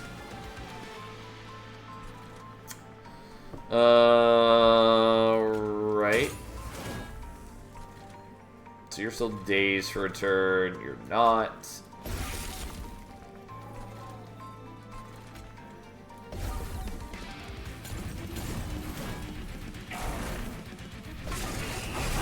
We do get a little bit of corruption, not a big deal. And we should win on this turn. Because you can make a thing, and we can just finally fucking kill them all. Wasn't like the longest fight we've ever had, but certainly wasn't a short one. And it definitely felt very clumsy to be juggling all the things we were juggling. Also, I don't know why the Steelworker wasn't getting armor from the assembly room. It was definitely like throwing off our plan, because that was part of the plan, was we stack armor on the Steelworker, and then when we dupe him, he has a bunch of armor. Was not working. But again, you could see that when we duped the Alpha Fiend, he had the armor, so I don't know what was happening there. Unless I was looking at it wrong, but pretty sure I wasn't. Anyways, well, I don't know how to explain it. Okay, I didn't look at the crowns. Just a little flustered. But here we are. Was it due to the armor equipment? I mean, like, maybe, but like, that shouldn't interfere. And I think it was happening whether we had the fortified pauldrons equipped or not, but I'm unsure. Anyways, what do we want here? Maybe under Legion Wormkin. Oops, that is not what I meant to click. I accidentally let my mouse go outside the window when I was trying to click the logbook page. Total theory there. I mean, it's a good theory because it's the only like notable thing that was different between them, but I don't know why that would have any effect. But I mean, you know, bugs are surprising, so who knows? Maybe we do one of the Wormkin primary ones. I think that's probably what we're doing.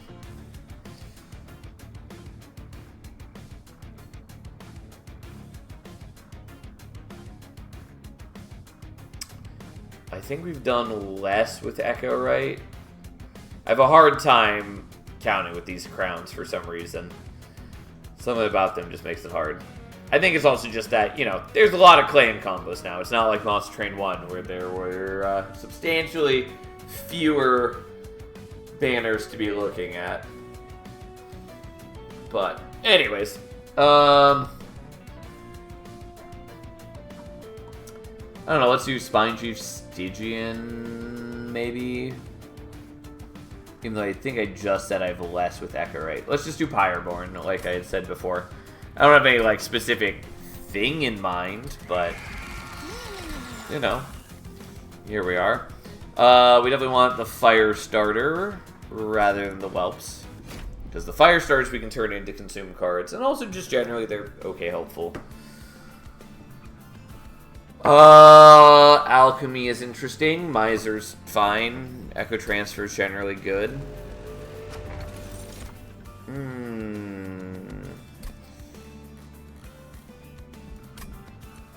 Yeah, I'll just take Guild Marker, even though Wing Steel is good.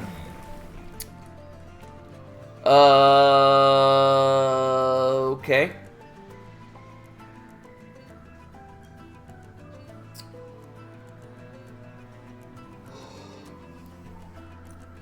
So, I do want Repeater. I do think it is the wrong decision, though. But it is also cute. The problem is I, you know, don't have good...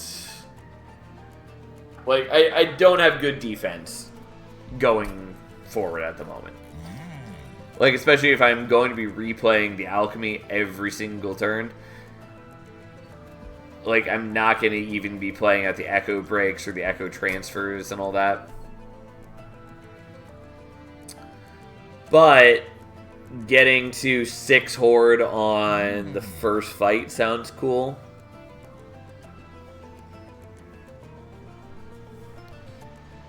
And, like, I don't have a ton of consume cards for Shellsmith, but I have enough that it would be relevant. I mean, again, let's be clear. Shellsmith is dramatically a better pick for me right here.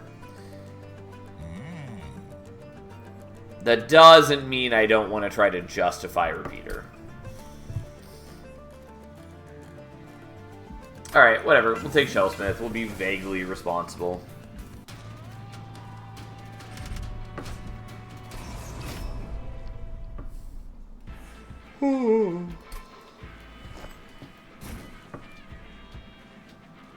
Yeah, unfortunately I can't fit Echo Right, Miser, and a Shield Steward on the floor, so I guess we're just going to do this.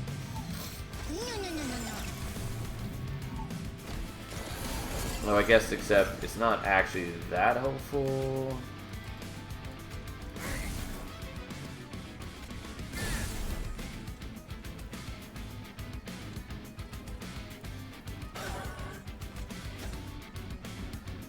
Alright, well, I do want to play with the Alchemy, but I wanted to make sure I was doing some stuff there too. I love that they put this champion on a crystal speeder bike, Star Wars. Yeah. It's a great design. I love it.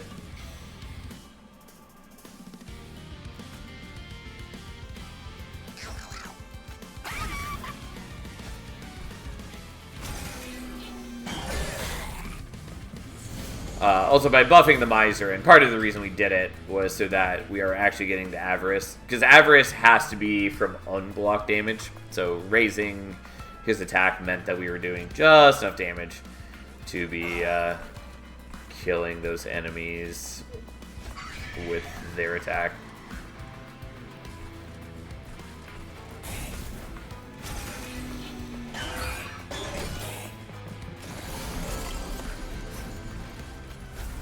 Yeah, we're gonna do that, and we'll do that.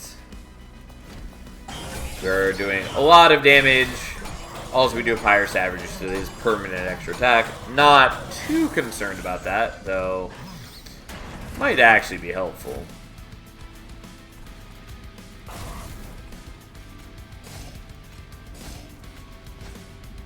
Please just draw the other Alchemy on this turn. Okay, there we go. I do take some pyre damage. Oh well, who cares? I mean, I care a little bit more with it being Savagery, with our HP just naturally being so much lower, but meh. I will take the Echo Infusion, though legitimately I probably shouldn't have. Love Armor's cute, but I think we're probably taking the Pyre Cask. It's just that, like, I don't super need Echo Infusion when I'm already generating armor with Echo Right. It is still nice early on, though. Do I want to loot now? I kind of want to save so that we can get an artifact. I mean, like, just getting a minor artifact right now, though, is quite good, but we'll settle for a moment. I do really want to go to the Merchant of Magic so I can, like, minus cost the Alchemies or turn, like, the Echo Breaks or Fire Starters into consume cards. I think what we're going to do, though, is we're going to go here. Because it is legitimately a huge boost in power if I see a variety of different things here. That's certainly not what I had in mind. Okay, we'll skip on that. Large Stone's not bad for me, it's just really not what I wanted either.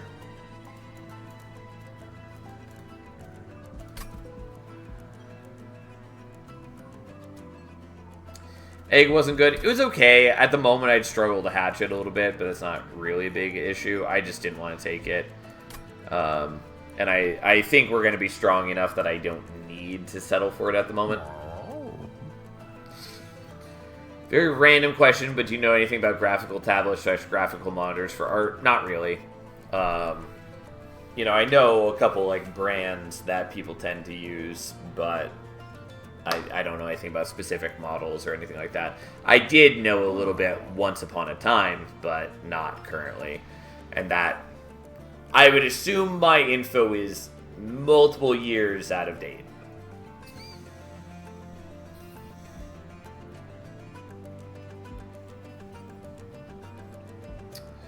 I mean, I probably should take the large stone for the miser. It's just really not what I wanted to do.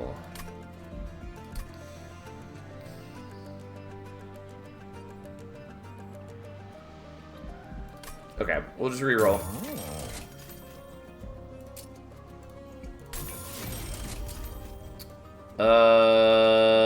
Yeah, I mean, that's probably fine. Maybe I do the Titanite. I really didn't want to do Titanite, but that pretty much assures that I'm okay.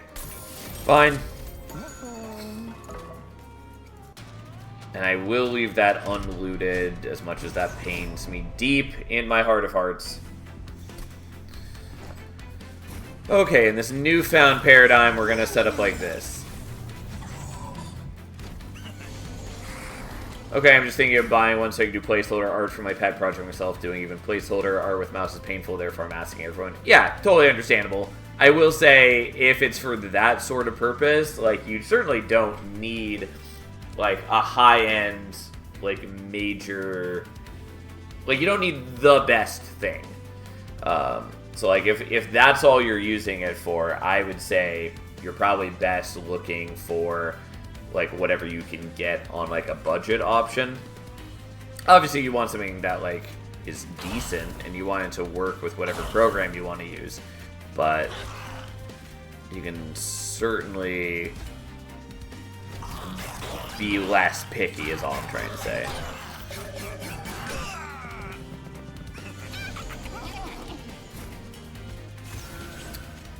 Okay...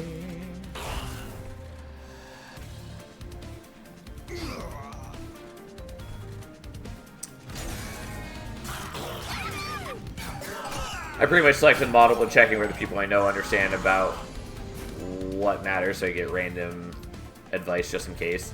Fair enough. Guess we want you there, so then when we start generating armor, it's all good.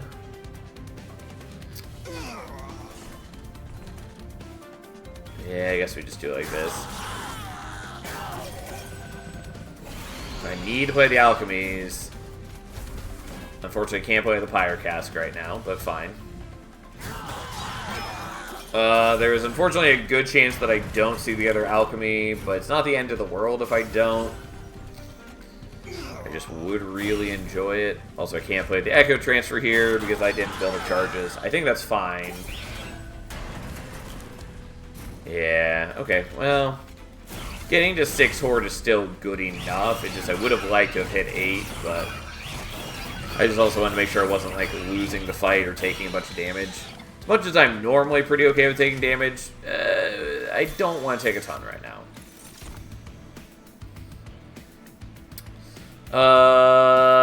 Bounding Echoes is good. Return Soul is also fairly appealing. I guess I'll take that. I'll take the Lava Flow, though another Alchemy is kind of cute.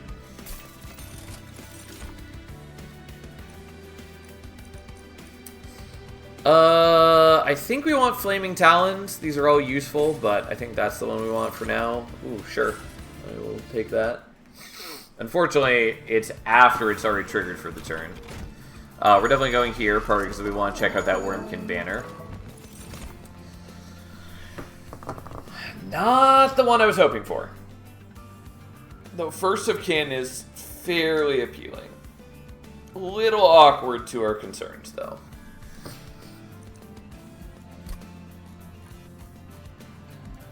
Fuck it, we'll take it, we'll see if we can use it. Alright, have a nice night, Fury. Return Soul, Spell Chain is not bad. Spell Chain on the Echo Infusion also good.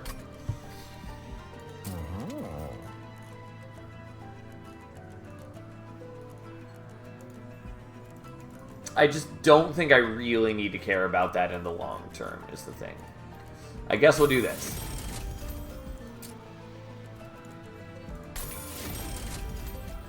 And then we definitely want to make things into consume cards. By the way, I had a Spike Driver Factory run on the weekend, and it was even useful. Shenanigans. But yeah, like, I know it can be useful, quote unquote. It's not good though. Alright, we're gonna do this, even though begrudgingly. Kind of wanted to do the double stack, probably just because I am generating a bunch of extra gold and I'm removing cards with void fragments. I don't really need to be as picky about my gold expenditures. Yeah, Tome of the Lost Path we certainly want. I would very much like for it to have intrinsic though.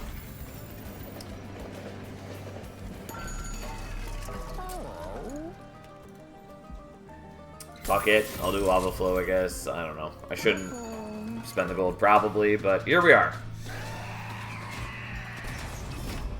It's actually pretty cool if you have a lot of spare forge points. I was generating almost 30 points a turn during Seraphites to Sprite drivers were chunky. Yeah, that's sort of fair. But generally, you're not going to be generating that many extra points, or there are still better ways to utilize them even when you are, which is largely my problem with the unit.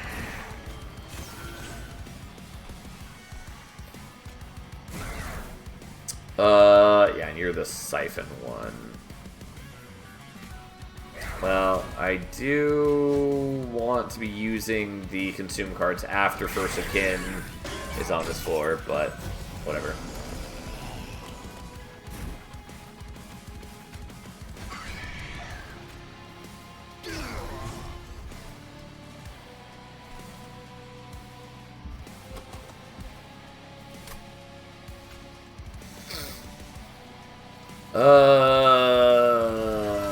Fine.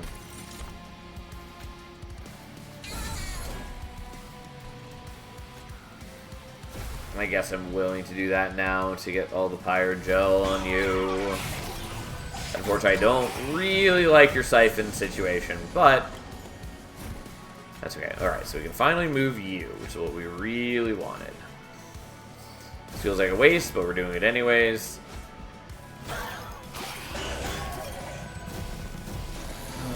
Okay.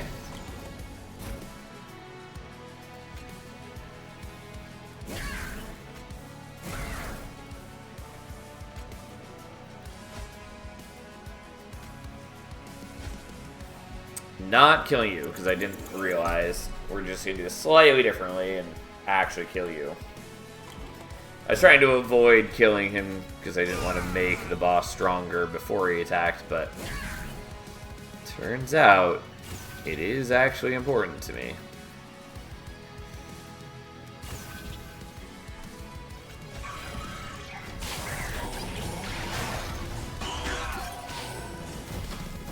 And we've at least got a little bit of time for his rage to wear off, I guess.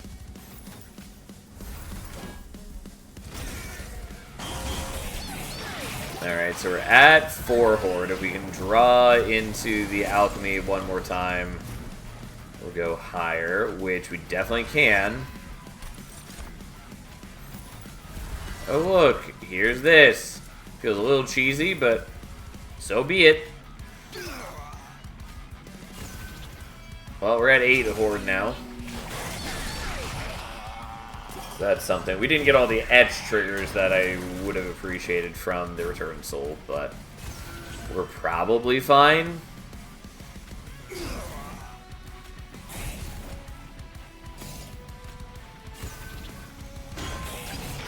Like, the Titanite's doing some work for us. His rage has dissipated a little bit. And, yeah, here we are.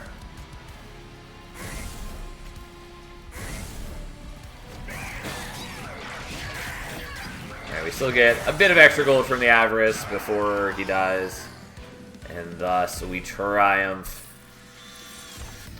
Cursed Dragon Staff, not the worst. I think overall though we're skipping these. Skipping those. Yeah, we'll just take the Ember for now, and then let's get rid of a Steward. The greed is real. The greed is correct. I'm not equipping anything currently. I guess we'll start with Sharpened Teeth. We're gonna get all of these anyways. We're definitely not seeing Capricious Reflection, so we'll take Center Salve.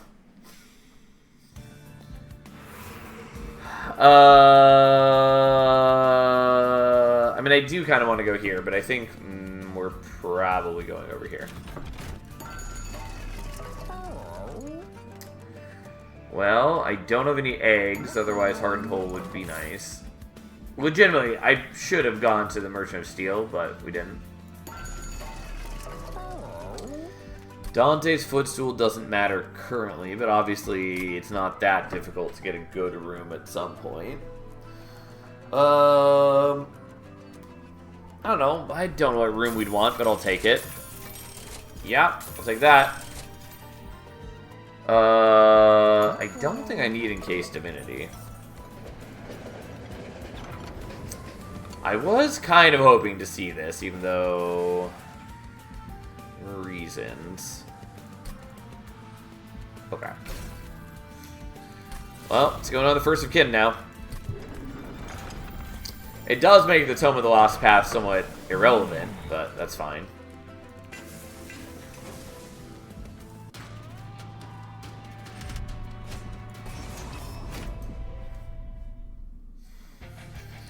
Okay. Unfortunately, still can't play out one of the stewards, but that's just life. You go there. I don't really want to do 20 damage, but I will do it.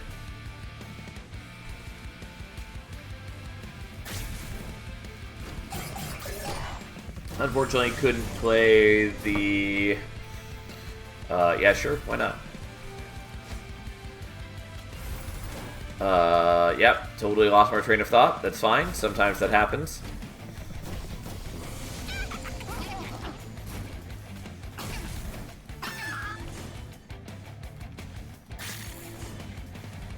Alright, not doing so badly. Been a bit since I've seen a treasure run. We did a full horde run last week sometime, where we were getting up to 13 hordes, so that was cute. That is very plausible for this run as well.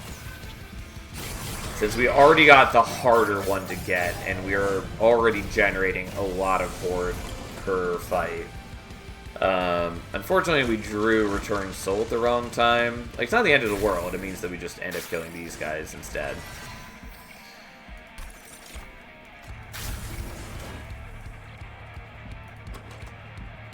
That's right, you can't pull back Return Soul with itself anymore, which is a little sad, but whatever. I'm going to do it just to make it a consume card for later.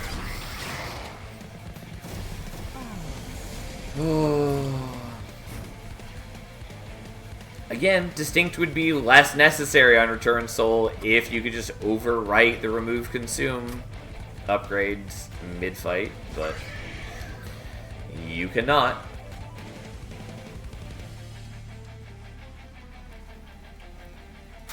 Okay, let's just kill these guys preemptively.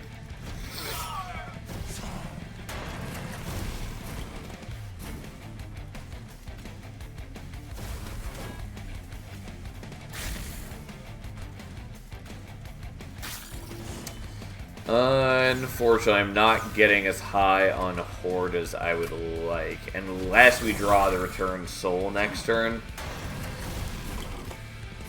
Yes, beautiful. Yeah, it's exactly what we wanted, basically. And you're going to stand in front so that you survive a little longer to keep avaricing. Yeah, and then I lose if I do that. No surprise. I was just curious. I thought that was probably too much. Because, like, most of my power is wrapped up in the First of Kin. Like, this would be less an issue if I were actually using the Echo Breaks to, like, kill this guy at least. Which we could if we didn't have the -1 per turn, but we do. Either way, we still get a chunk of Avarice, and we win. And that's what's important. Another return soul is not unwelcome. Force contamination is good. I just don't think this is the time for it. I could do Power of Knowledge just to master it. I don't think it's really helpful for our needs. I will take the return soul, I guess, even though I don't know. Yeah, I'll take that Brain Spike, even though it gives me a Calcified Ember. Admittedly, I am not that concerned about the Calcified Ember. Out of curiosity, so what's the difference between 10 and 11? Well, it looks to be just 25 gold. And like, 25 gold is 25 gold. It's not nothing, but it's not a big deal. Oh, look, it's hidden coffers.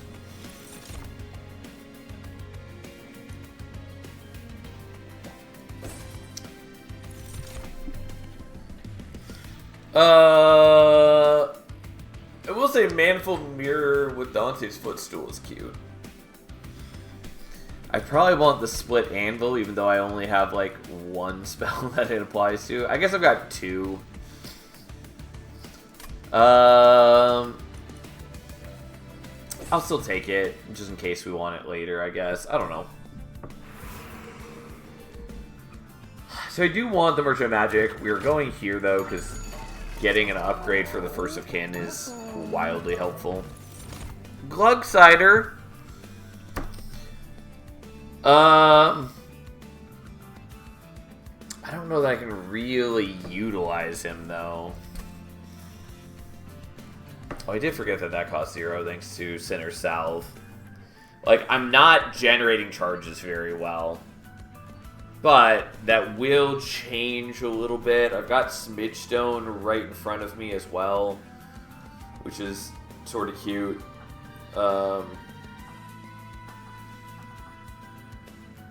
I don't think it's a good choice. There is also the possibility that I might see Bog Slime, which would be useful, because that would make it a lot easier to get Glug Cider up and running. I don't know. I'm sure the people want Glug Cider, so we'll take Glug Cider.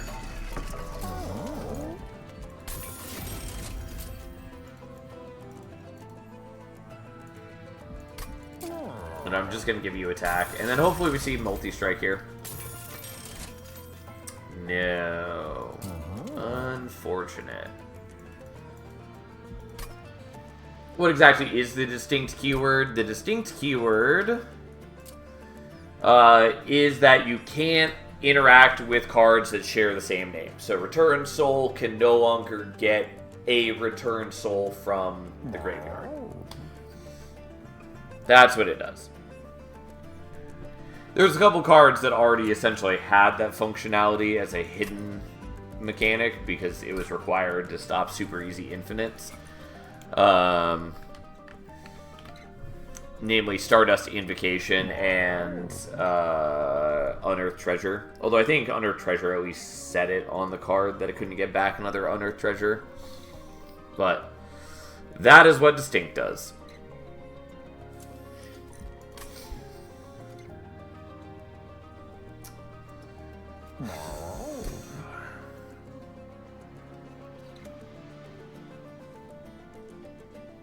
Yeah, no worries.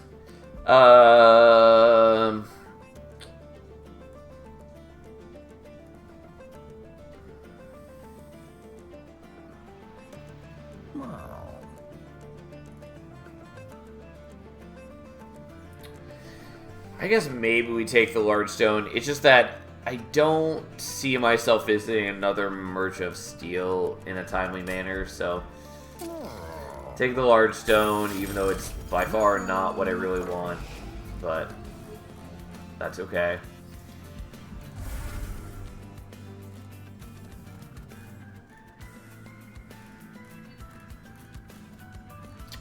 Honestly, I don't really need the Echo Transfer now.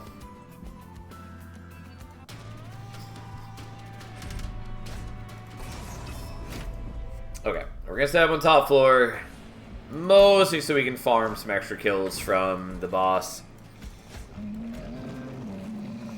And then we'll set up like this.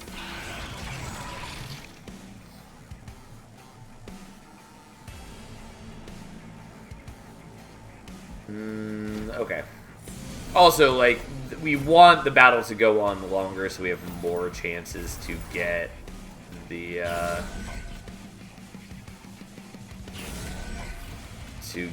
higher horde.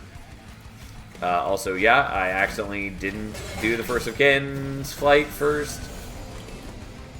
Also, he is, in fact, fucking huge. Like, literally going off screen, basically. Well, this is a good start.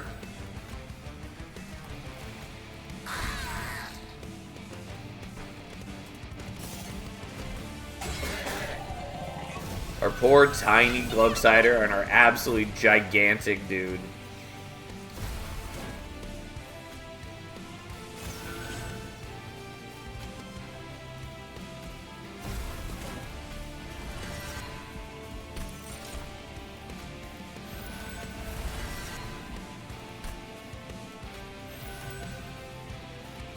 Okay, well, we're just gonna eat you. And then do it that way. Also, in case Divinity would have been more helpful now that we actually have Glugsider. But, not a big deal. Anyways, we're going to use their abilities just to generate the armor from the Shell now that I don't actually have to worry about the positioning.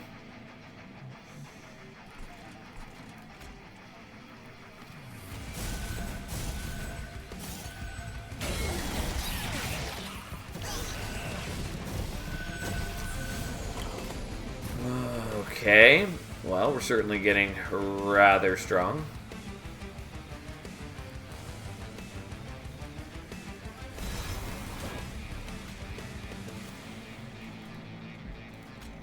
Okay, we're gonna kill you just to make sure that I am actually killing all the enemies. Slightly wrong order, perhaps. And honestly, maybe didn't want to do the Echo Transfer. But I can also move the First of Kin closer to the front, and that should help. But also, I can just devour an enemy with good old Glugsider.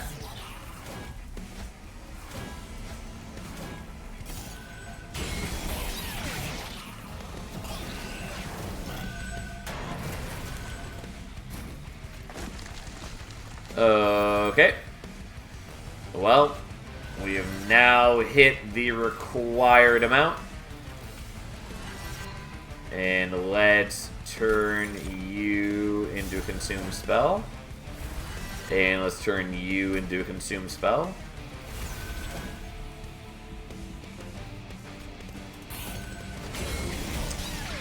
Unfortunately, we're wasting the Inspire trigger from Glugsider because he isn't taking damage and therefore never needs to heal, but that's okay. We'll eat your buddy just for the sake of it. Honestly, shouldn't have done the fire gel because that might make it so we're getting less procs of the Avarice. But realistically, that's a super minor thing. Yay, 13 eggs, 4-5, never had it so early. I definitely have, but it's also pretty rare for sure. Because you definitely need things to line up correctly. Soul Crushing Guilt is good. I don't think I need it though. But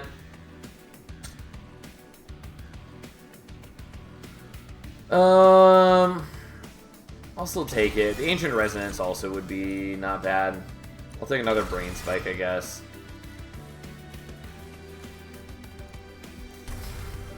Technically, I don't need to get rid of the Steward yet, but I'll do it now.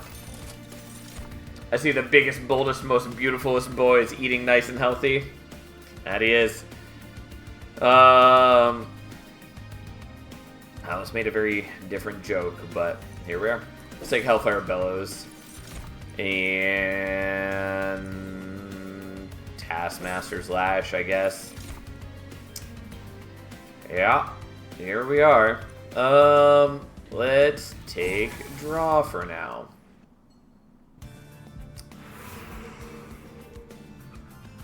Yeah, I don't have a ton of need for the Merchant of Arms, except for the part where it would be nice to get a room since I do have Dante's Footstool.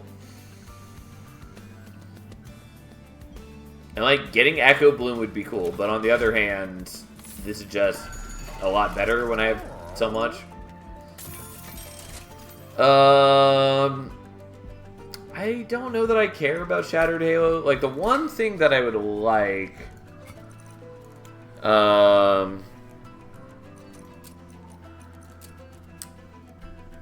mean, like, Wormkin Spike's not bad. Eternal Kinstone would be good. Unearthed Remains is not bad. I was thinking Echo Bloom is what I would like. Wormkin Etching's also not bad. Does revert to getting a regular artifact or all boss artifacts are collected, or you need to manually avoid getting 12, 13 eggs? You need to avoid it. It does not revert. But, like, it's a largely minimal concern. There are some people who are very angry that it doesn't automatically revert, but I don't think that's a huge, huge deal. Sure, I'll take that. It's really just, do I want Shattered Halo? I don't think I actually need the Artificial Pyre Stone in any way, shape, or form. But hey. It's really just like, is there anything in the uncommon pool that I actually care about? And I guess the answer is no. Sure, I'll take those.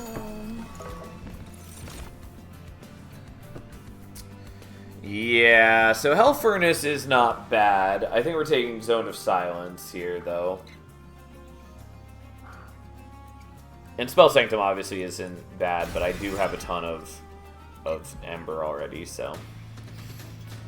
I am a little sad that we don't have Manifold Mirror like we saw before. Because this was exactly the sort of reason that I wanted it.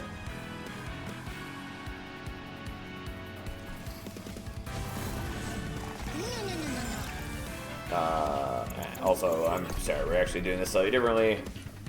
Just because I do actually want the Zone of Silence on top floor. It matters very little, but still.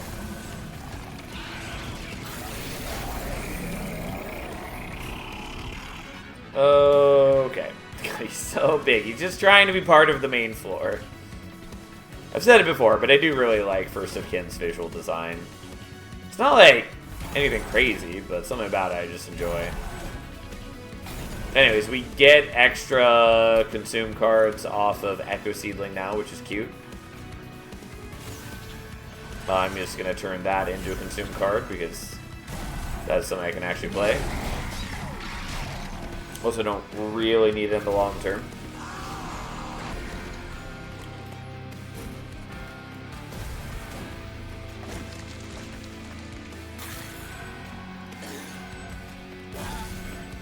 May as well daze her for a couple turns, even if it's only 2 turns instead of the 3 that it would have been in Monster in 1. Where's the 5 armor and move coming from? It's not 5 armor, and it's not actually from the move. It is coming from Shale Shell, the minor Pyreborn artifact. Because it is an ability, when we use it, it is it's doing that. And also, just because of the quirks of how it's coded, it goes to the floor that we move to, rather than the floor we move from.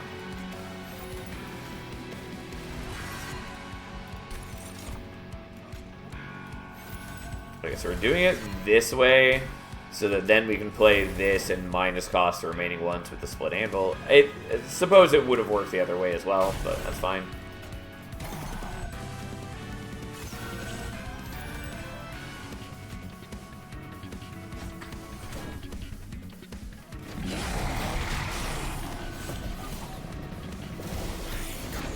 Okay. Oh yeah, I don't actually need to play that first.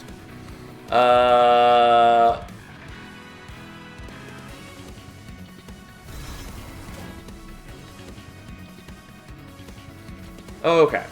So.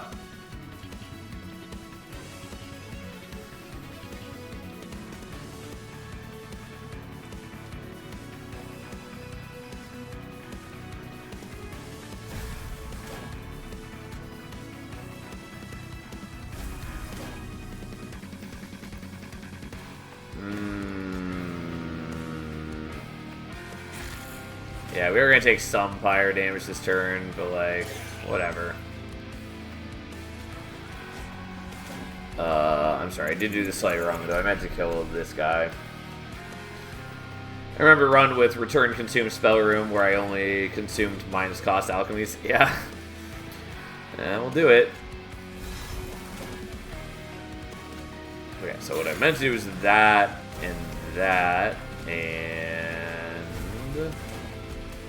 they were eating you.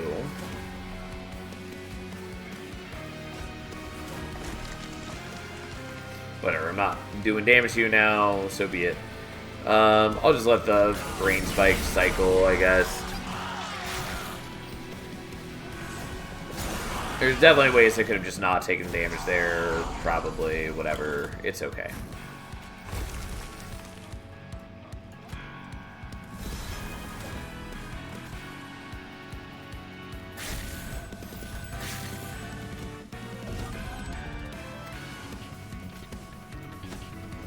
Alright.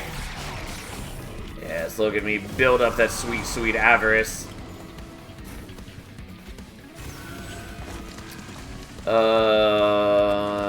Yeah, so the alchemy is in there along with the soul crushing guilt. Don't think I really need the soul crushing guilt though, because I can just do that to kill you. And then let's get back alchemy. And alchemy. And then we'll eat your buddy. And everything's fine.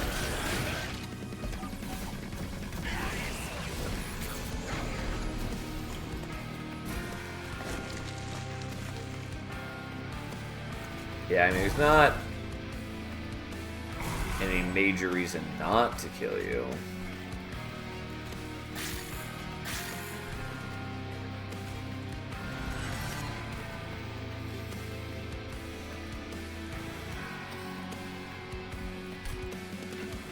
Oh, I can't play that turn. Well, that's fine. Who cares? Alright, well, Hallow's down. Strix retreats. Here we are.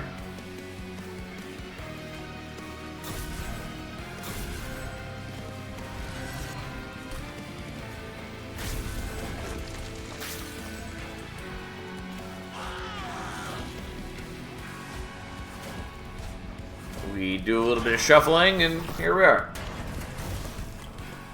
So much of what I'm doing just isn't actually consequential.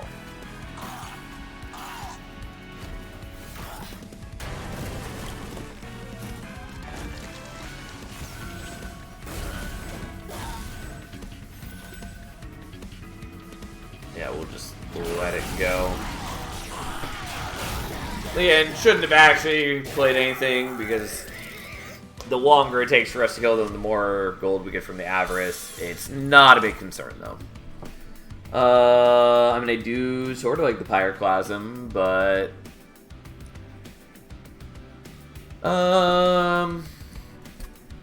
yeah, you know what? I'll take a pyroclasm. That's fine. Oh, whoops, I didn't mean to do that. I was thinking that that was the one from the Horde. Whatever, fine. I'm gonna have way more Ember than I need now. Meant to take Draw. Draw was the actual helpful thing.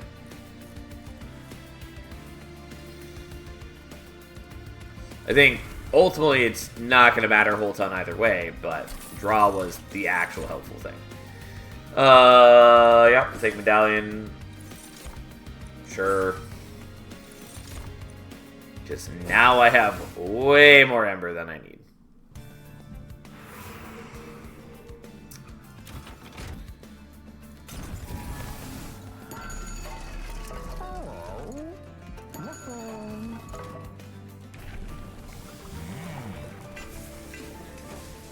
Honestly, cross-pathing into Martial Lord would probably be better, but so be it.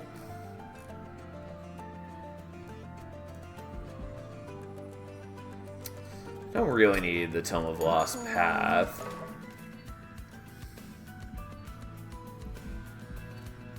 Yeah, if I hadn't large stones. Where are you getting the post-fight removes from? From the very first artifact that we got from Horde, which is Void Fragment. End of the entire battle Purger card. It was one of the artifacts added in the, I want to say, Echoes of the Void update. It's either that or Lost Arsenal. I forget which one now. But it's good. Not always worth taking, but often it's quite useful. Okay, so when I take capacity, we're going to have 7 capacity.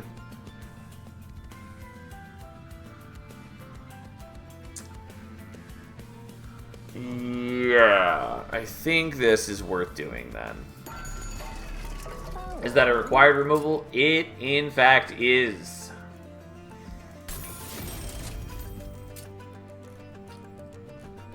Don't think I care about remove consume unless I wanted to minus cost the pyroclasm, but I think I'd rather look for like holdover on that.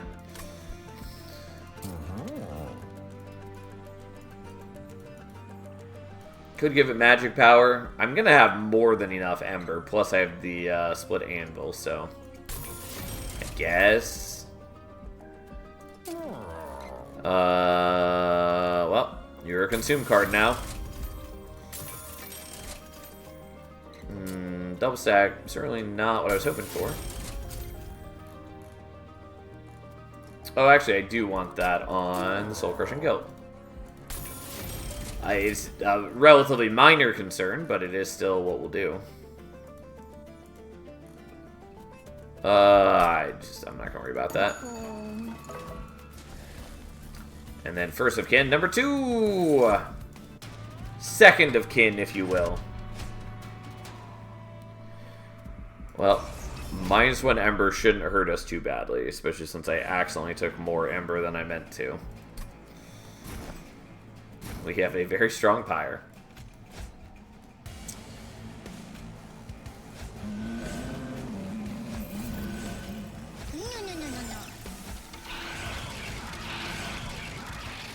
Okay. Yeah, should work. Not taking a second Glug Cider. I did it last week. We just don't really have the Ember generation for it. Whoops, I'm sorry. Or not Ember generation, Charge generation. Is second of kin a cyborg? I feel like there's a very specific reference here that I'm missing. And I do not know what it is. God, I forget that they increased Shellsmith's attack so high. Like, Echorite's always had sort of high attack on his paths, but not this high. 7 of 9? Gotcha. Would not have made that connection.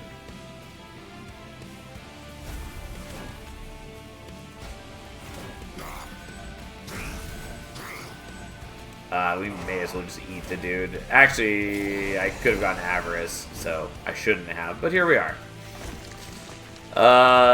Fuck it.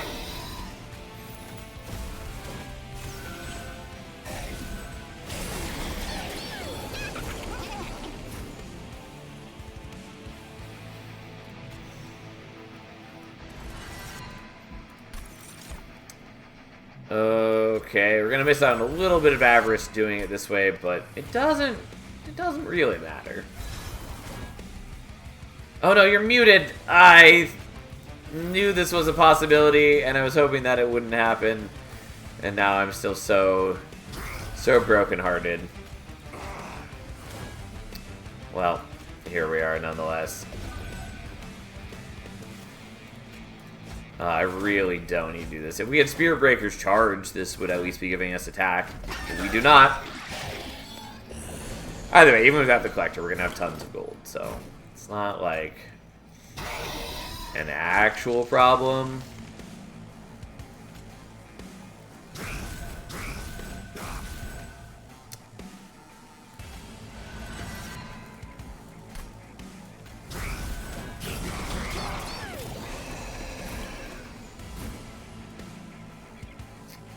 Okay, let's just do this.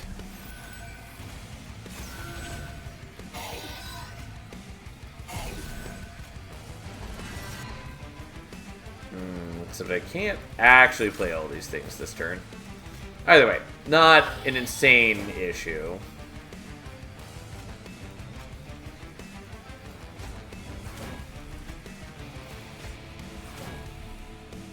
Not perfect either, but that's fine. Whatever, you're a consume card now. Turns out, the turn soul was good, even without the minus cost. The minus cost, I do miss dearly.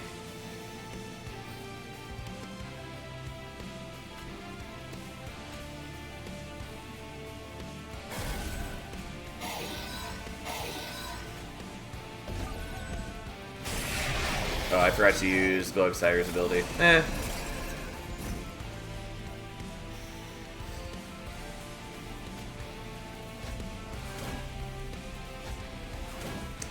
Well, I don't need to do any of these, so we're not going to. That guy's dazed for multiple turns, so it doesn't hurt the fire. And then we just kind of chunk through here, and that's good enough. Ta-da!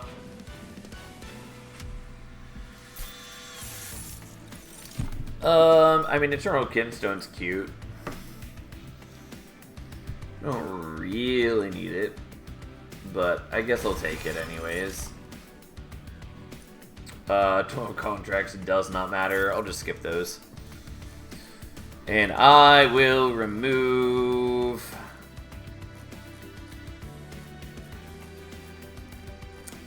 I guess an Echo Break. Also don't really need the Echo Infusion anymore, but that's fine.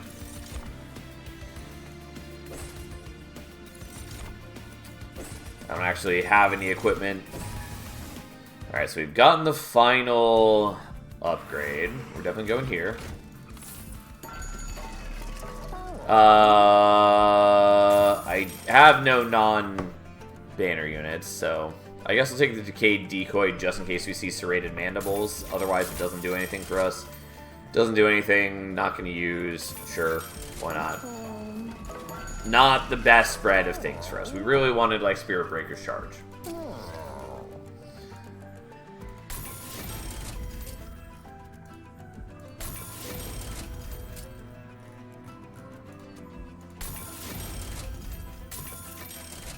Oops, I meant to take the Magic Power upgrade, and I forgot. Well, sadly, I didn't get a holdover, but that's fine. Good on a Holy Stone. Probably should have done Holy Stone. Well.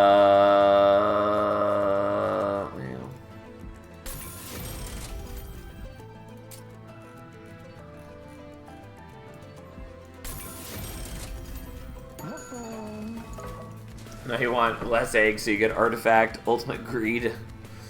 Yeah. I mean, I kind of just want to do the Pyroclasm.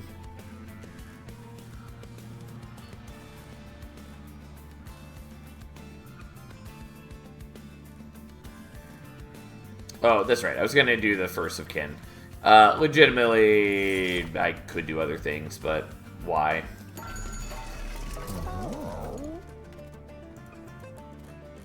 Yeah, I don't need the alchemy now, kind of, but that's fine. We'll leave it. Everything's good. We're fine. Don't you worry in the slightest.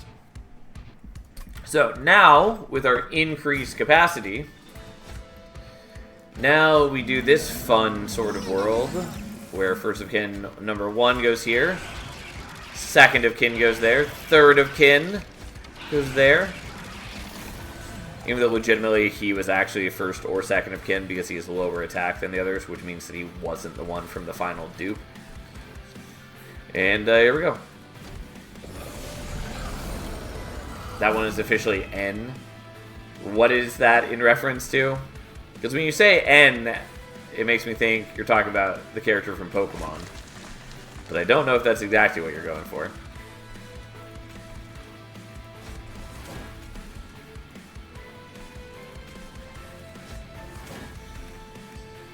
Okay.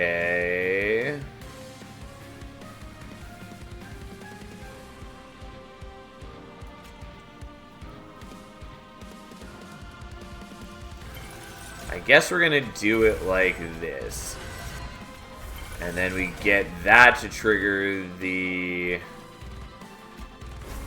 what's-its-face, the Echo Seedling. No, first of kin is K, second of kin is I, third of kin is N. Gotcha. I understand the joke now. I will grant that that is clever. Anyways, we generate a whole lot of charges. Here we are.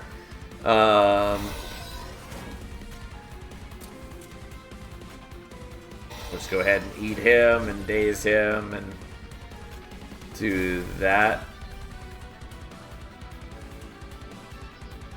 They're so big.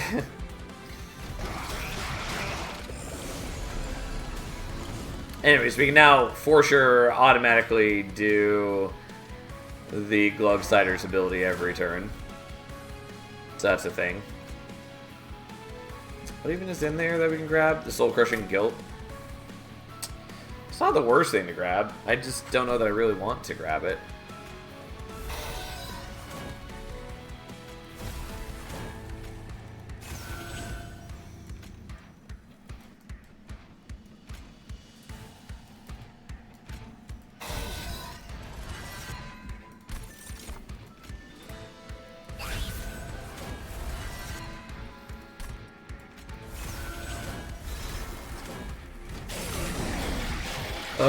And yes, I did that in slightly the wrong order. No, it doesn't really matter. It's fine.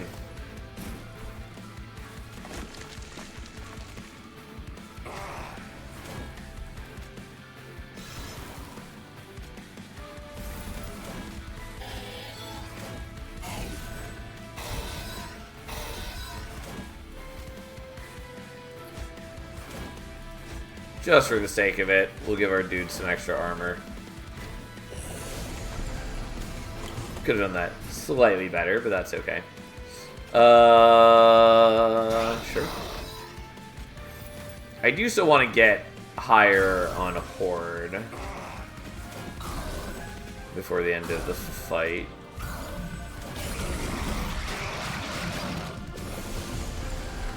Which shouldn't be too big an issue. Yeah, because basically just when we get the Return Souls, we bring back the Alchemy. Again, slightly wrong order, and even more wrong order. Ultimately not a big deal.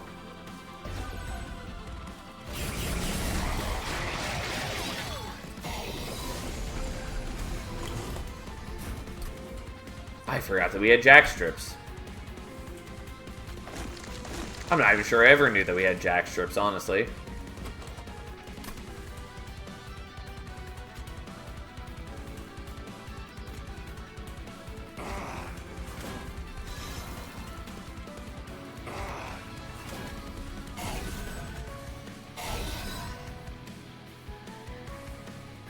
Meh, I could generate a lot of armor by doing the Shale Shell, but...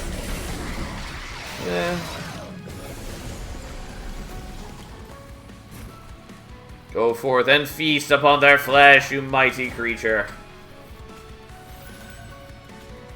Alright.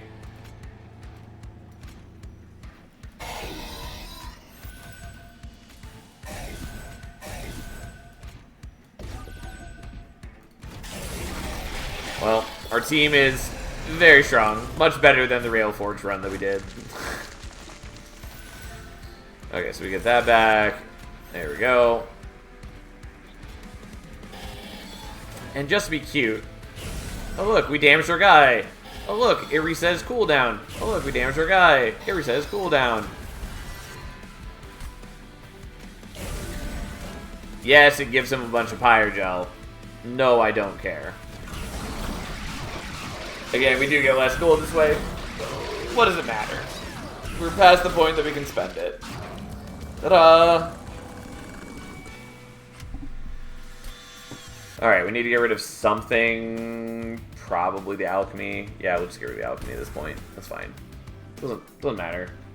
Legitimately, I probably should have gotten rid of the remove consume one, but there's the final horde one. Also, as was pointed out, I actually should have gotten less horde, so I could have gotten a real artifact.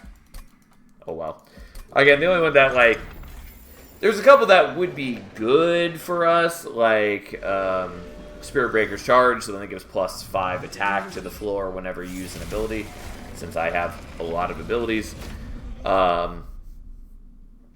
Or Gel Transfuser, the one where Pyre Gel from an enemy spreads to its friends when it dies. But realistically, these things did not matter.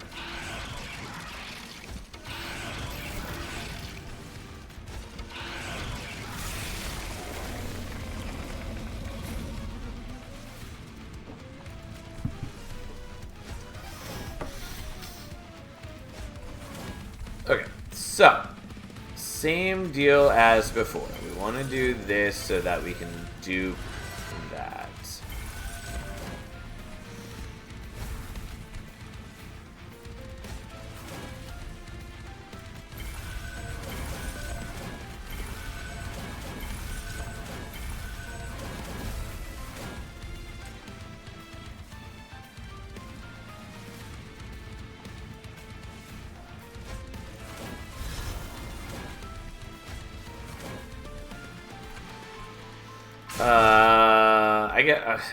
I gave Pyre Gel to you. I guess it doesn't actually matter because our Pyre is so much stronger than normal that we're definitely going to kill the minion quickly anyways. But here we are.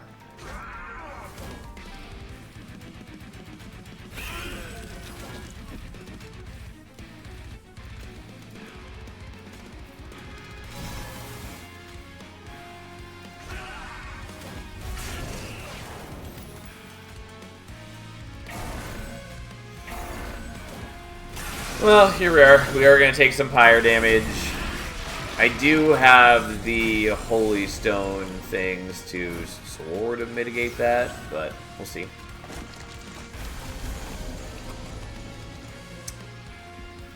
Okay, speaking of, we're going to get you. And let's get you. Let's eat one.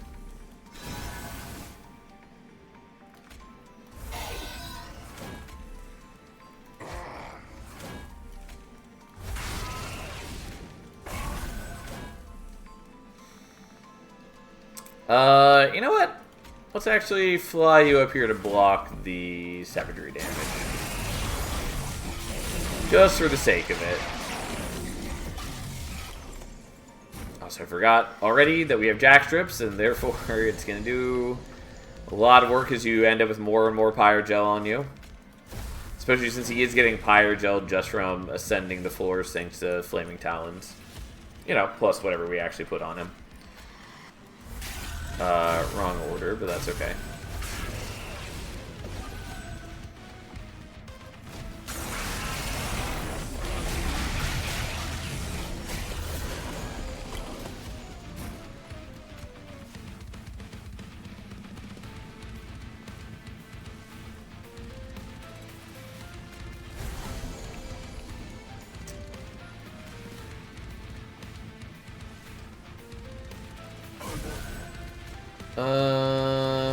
Okay, let's do it like this.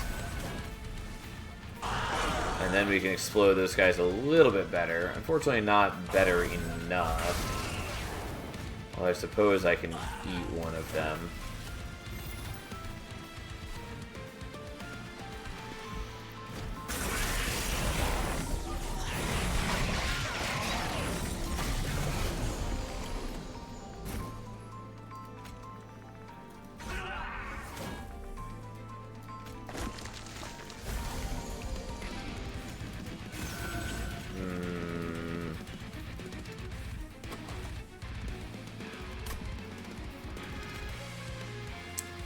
Yeah, honestly, we're going to do that.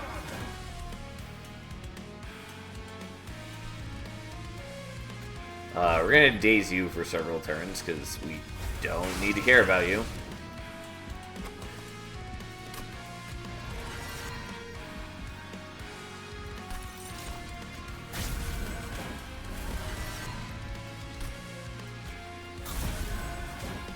Now we're doing a little bit of damage there. Honestly, we're going to retreat you all so that we waste a hit from Echo Right on Entropy instead of one of the First of Kins.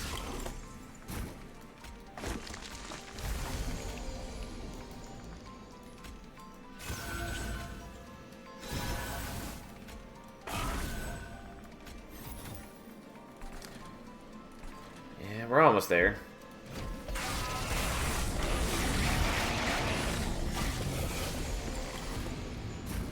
Alright, there's the Pyroclasm.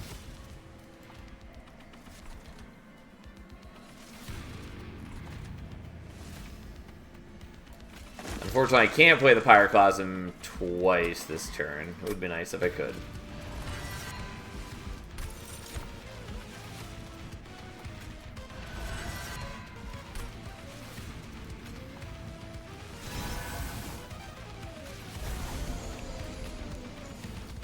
Oh, slightly wrong order where I'm supposed to kill that first.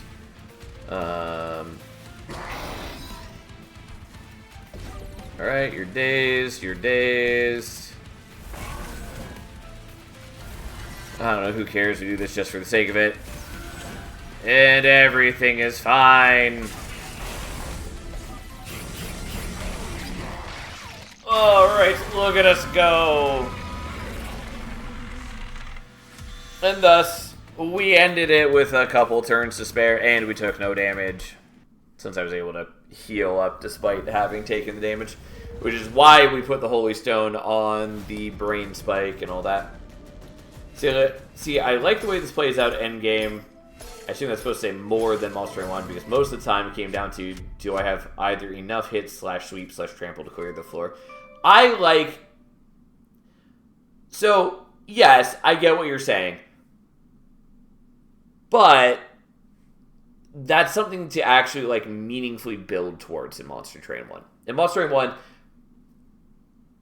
I always had in mind things that I was looking for and trying to piece together for Divinity. I was trying to make sure that I had a viable, reasonable defensive solution. I was planning where I set up around whether I had a way to deal with sweep or not, or if I could handle being on mid-floor where he has multi-strike, or if he could scale fast enough to be on bottom floor.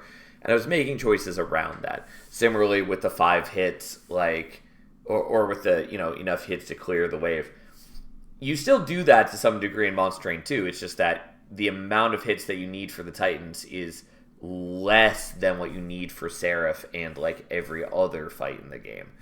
So it's not that you don't still look for that, it's just for the Titans, it ends up not being a concern because you already solved that just for the other fights, basically.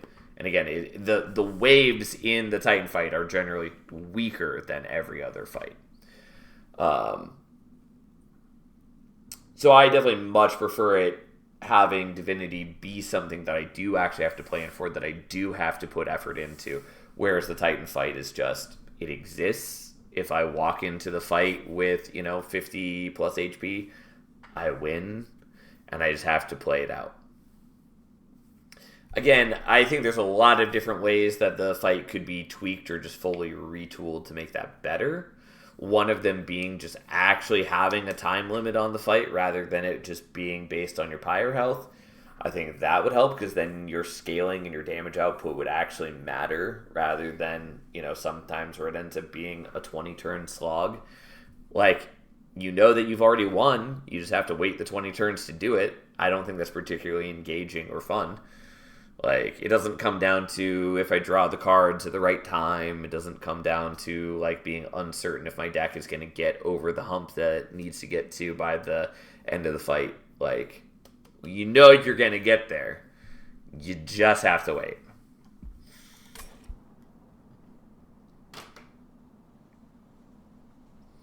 Oh, boy. Okay. What are we looking at next?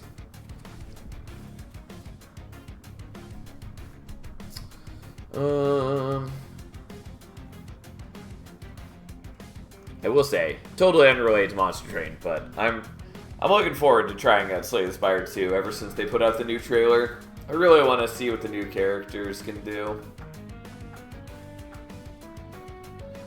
And also just, I'm so curious about, you know, how different of a game it's going to be from Slay the Spire 1. I assume the answer is not wildly different, because that seems to be what their player base wants, but who knows? Like, Hades 2, for instance, was fairly different from Hades 1. Still very fun to play and all that. But, yeah, there's always a possibility that it will be radically different. Not that I'm expecting it to be, like, crazy different, but I would like more changes than less. Okay, so we just did Wormkin. We already did a run with Herzl. God, stop hitting my mouse with your tail. We should probably do Rector or something.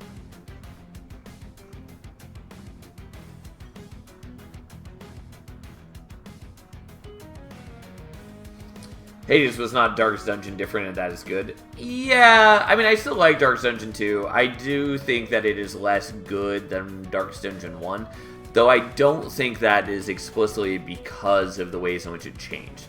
I think it's more that the specific execution of Darkest Dungeon 2, I think, is a bit awkward. Like, I don't think it really needed to have the random, like, your party is, quarreling mechanics. I know that was supposed to be their way to mimic the negative traits of Darkest Dungeon 1, but I think it could have been done differently. It's also very weird that, like, Bounty Hunter wasn't a playable character except, you know, pick upable mid-run. Strange choice. But, anyways.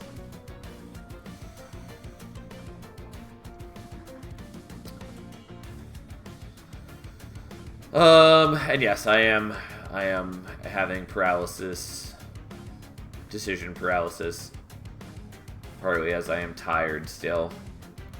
I don't know, I feel like I should do either Remnant or Hellhorned here.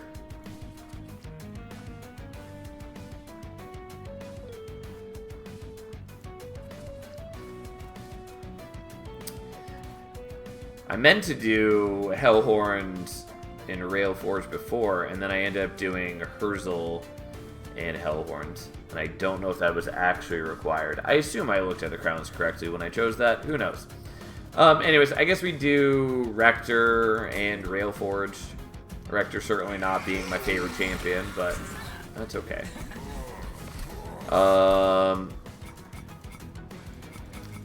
I think we're gonna do Salvage instead of Smith. I know we've been taking Smith often recently, and I think that's just, you know, I think they're both good cards. I don't, like, love Smith, but it is actually pretty solid. It just gives you a lot of stats early game, and there's a lot of ways to use Forge points to good effect. I do really like Salvage for it thinning out your deck and the way that it plays with Edge, and just, it's a versatile card. And we're definitely going to take it here. Well, doesn't matter. Once again, when I sit there and I make a whole spiel about which one I'm going to take and why, and it ends up not mattering. Well, these are interesting. I like the idea of Fatal Melting, but it just so totally does not matter. I mean, like, it's fine as a sweep and damage spell, but the scaling on it is just utterly inconsequential. Especially, like, you're never killing enough units, barring, like, an infinite. You're never killing enough units for this to kill, like, heavies, for instance. It's not something you can really build your entire deck around. Obviously, it doesn't have to kill heavies to be relevant, but the disparity between killing backliners and heavies is so great that essentially the scaling on this just doesn't matter. Did you think your pre-run preparation matters? Here it's Pyre Dominion just to spite you. Yep, that's how it feels. Memorial for the Melted is good, especially when we have Entombed Explosive. I think we're just taking a Subsuming Blade, though it feels wrong not to start with it.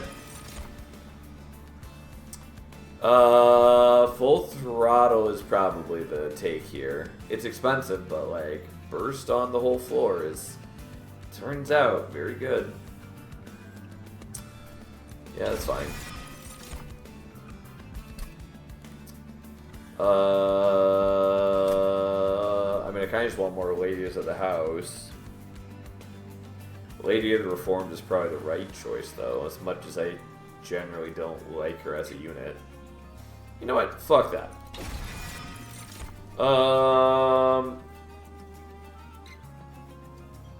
I don't know, we'll take the Conductor Steward. I very much do not have the Ember to play all these things. I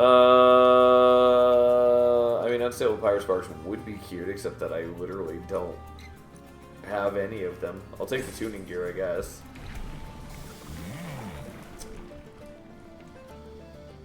I don't know, fuck it, fine, we take Accumulator, I guess.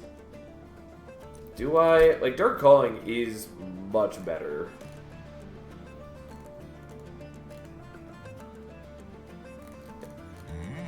You know what? We're taking Dark Calling. Although we're gonna run into problems early and often, but that's okay.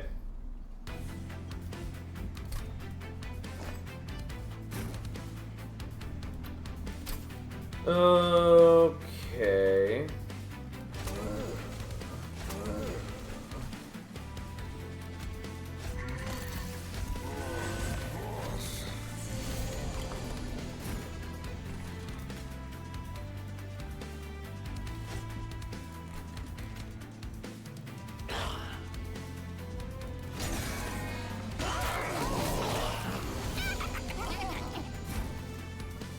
Well, I'm gonna play you there.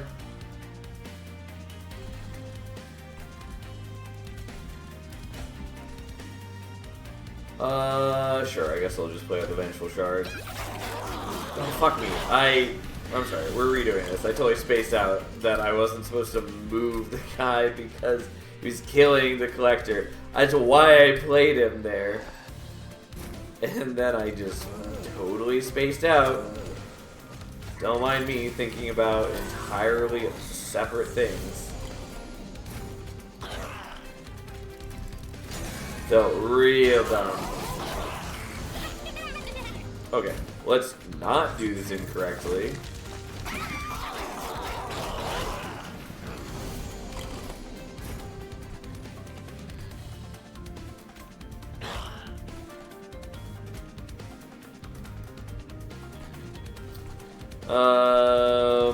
Okay, we're not going to get the Entombed Explosive killed.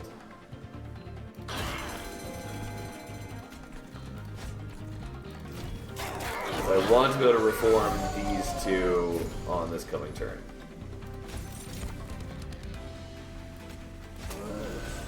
We do consequently get their burst back.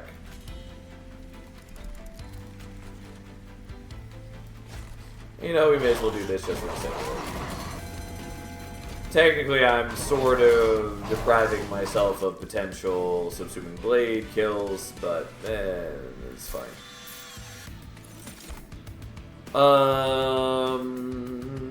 So there are good options here. If you do Hellhorn Railforge tomorrow, could you try to make a Spike Driver Spider factory-centric build if possible? I know you don't have control on what is offered, but if possible. I mean, I can try. Thanks for the follow, by the way. You may have to remind me, because I am somewhat tired right now, and I may forget between now and then, but I will try to remember.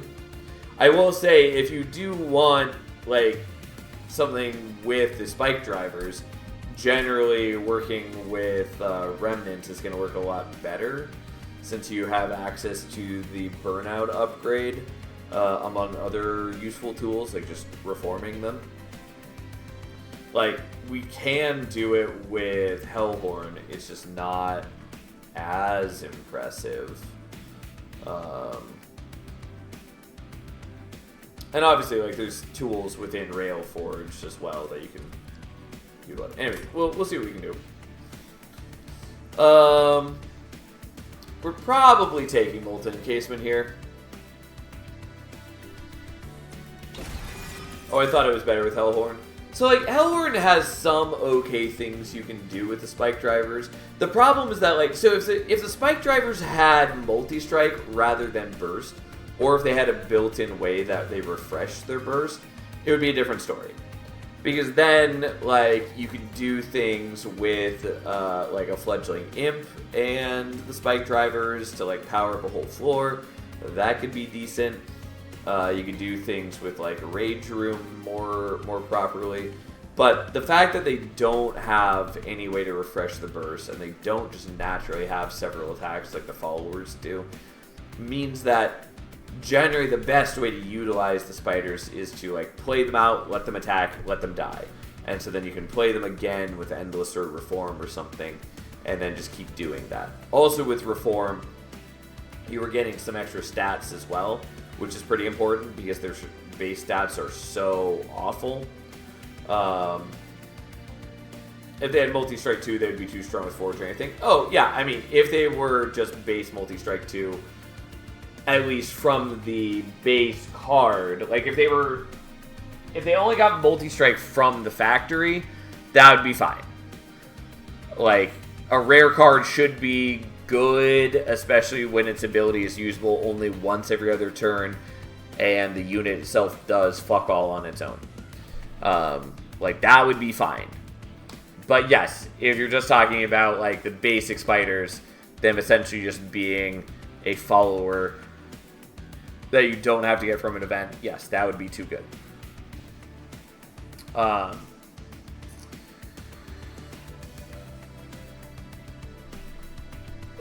It is time for the jacket.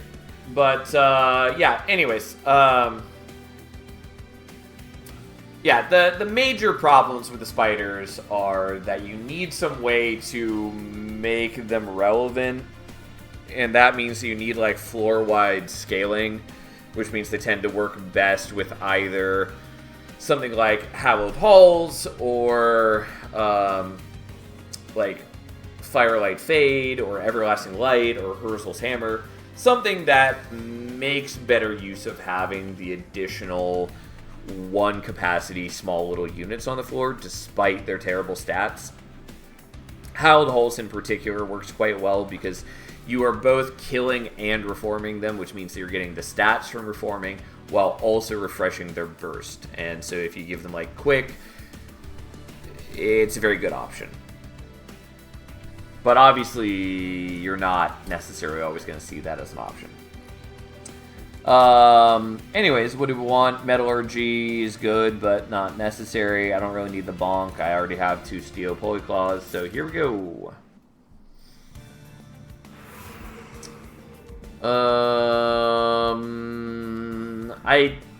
I should go here. We're not going to. We're going to look for holdover.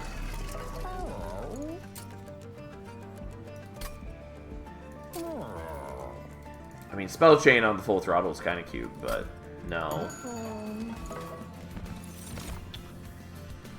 Do I want to pivot to Baron? Kind of. I find the scaling a bit slow, but that's probably okay with what we're going to be trying to do. That's fine, I guess.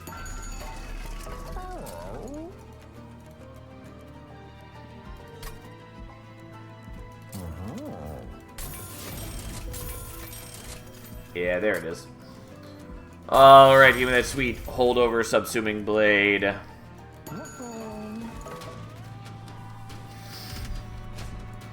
Alright, well, Mark of Invasion it is. Hopefully we draw the subsuming blade early. It's not the end of the world if we don't.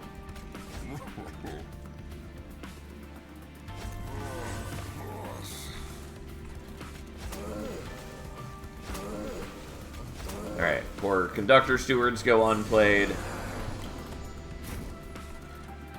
Well, this is not the right one, but that's okay. We could also get rid of the calcified ember.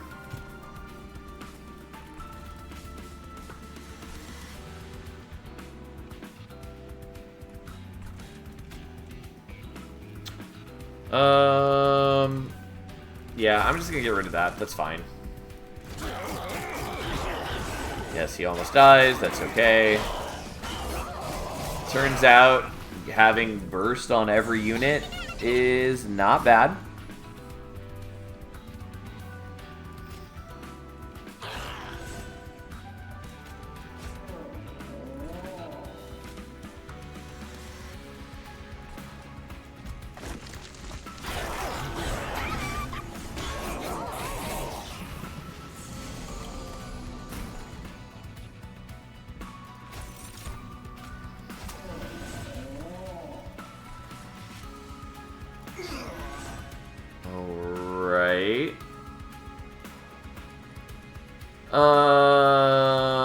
Yeah, let's just not do that. You guys are going to burn out. That's fine.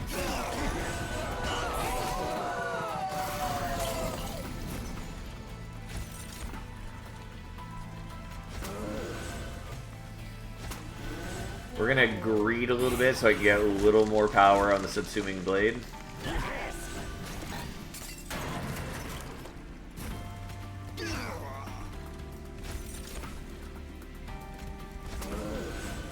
Yep, there we go. And just for good measure, we'll give you the extra burst.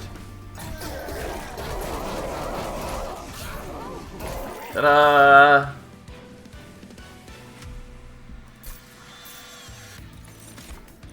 Yeah, we do want Howl Drippings. Well, kind of. It really just depends on whether I want to be using the Ladies of the House or not. I do think they're probably better for me, especially when I just saw Howl Drippings, but I don't know. Kind of want to use the Baron, even though then it makes the Howl Drippings irrelevant. Merchant of Arms is fine. I don't know what I'd actually want there. Merchant of Magic is almost certainly what we want.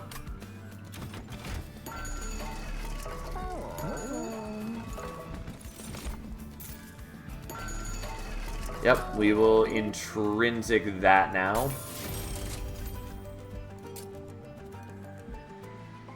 Sure. Why not?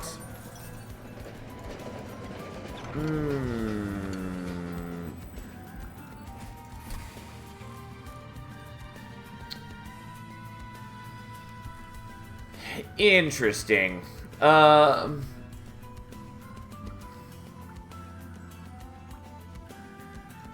There are some cute things I could do with the box, by the way. Like, if I really wanted to, I could kill the box and reform the box, and so I could just keep having the box spit out more and more things for me. Don't really want to do that. Just saying that it is technically a possibility. I think we're probably just going to box some stewards and get rid of them. And actually probably get rid of one of the Ladies of the House, too. Yeah, that's fine.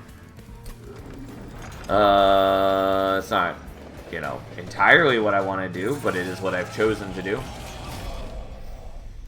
I will say, Flesh Weaver feels substantially easier now. I would argue perhaps even too weak, but so be it.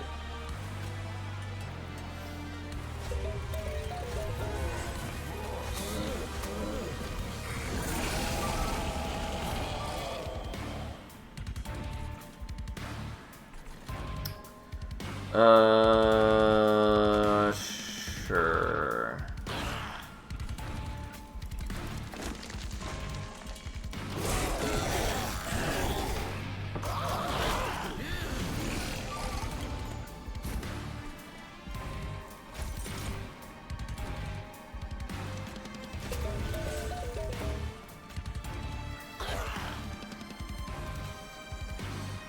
I guess we'll power up the other subsuming blade, even though it does not really matter. And then we give some burst to the team.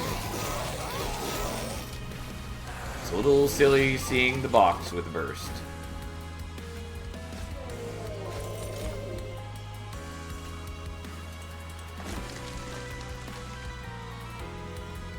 Sure.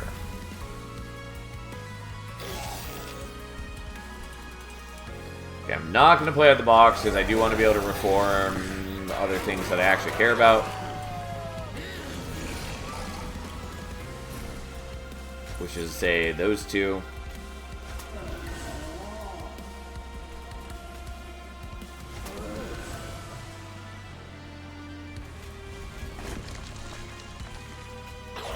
I mean, our deck is working out pretty well so far.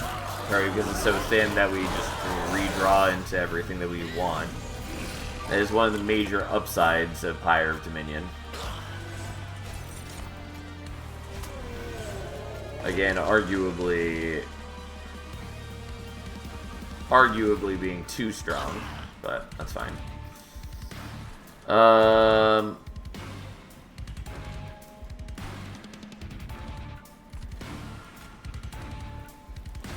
Yeah, it's fine, I guess. I'll play that there. The main thing is just I always want to be able to reform what I want when I want it.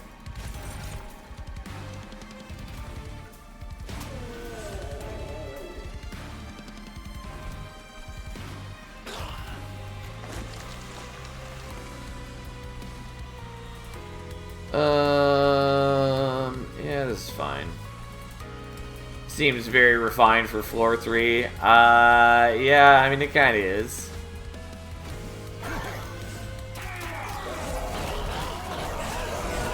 Like, it's still got problems to overcome, namely that I don't really have good scaling at the moment. It's just that the scaling doesn't matter a ton at this current juncture.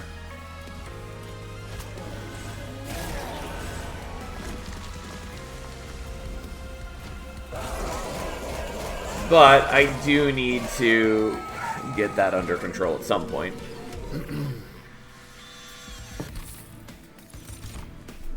Oh, there's Sentry Turret. Unfortunately, Sentry Turret is of dubious value to us at the moment. If we had Dripfall, I would take the Sentry Turret, probably. Also, the issue being that I don't like it as much against Savagery. It's still totally doable against Savagery, especially when I've got the Stealth Tomb right here.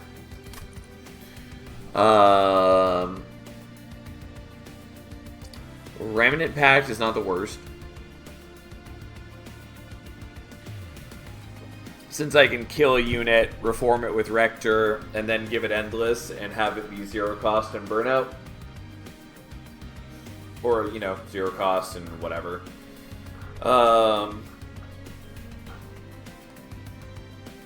And that's not bad. Herzl's Hammer is good, does help with the scaling.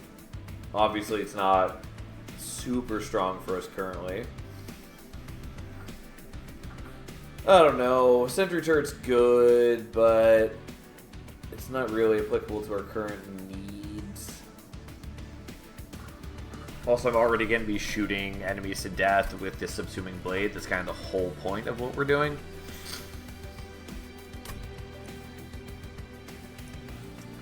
Fine. I'll take that, I guess.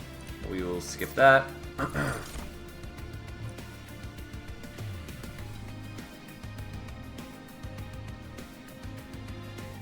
Sure, I'll take the capacity for now. Okay, give me Smidgen Multi-Strike. Nope. Okay, fine.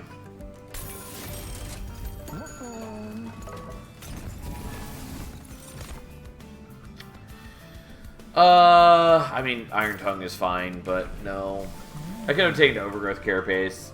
I probably should have. I didn't really sit there thinking about it long enough.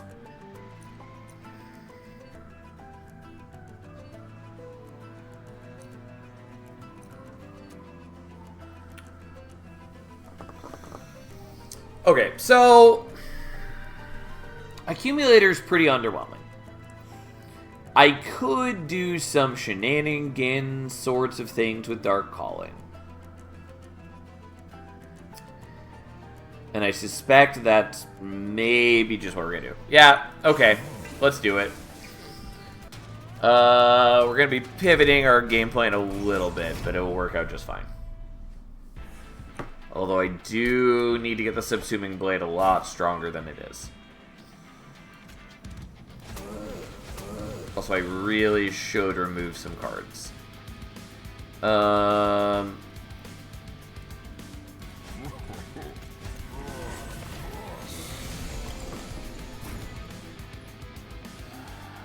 Okay.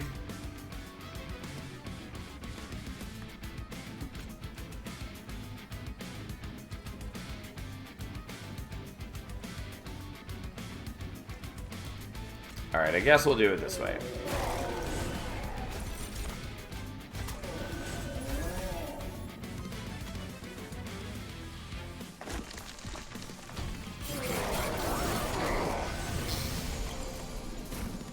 Oh look, he's back.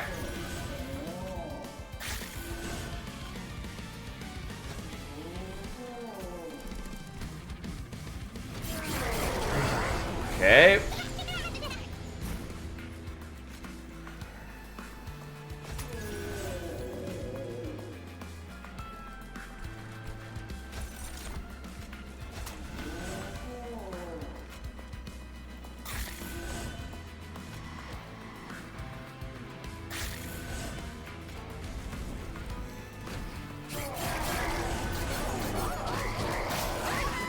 Alright, and then they burn out, which is a little bit of a concern, but hey, look at us go.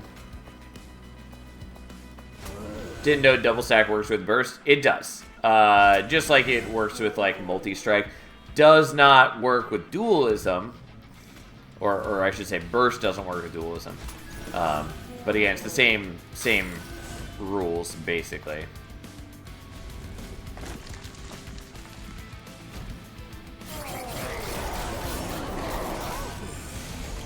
Yeah, I forget that it works with multi-strike. Yeah, it's easy to get confused because it's different for multi-strike and it's different for dualism and for whatever the fuck I'm trying to say.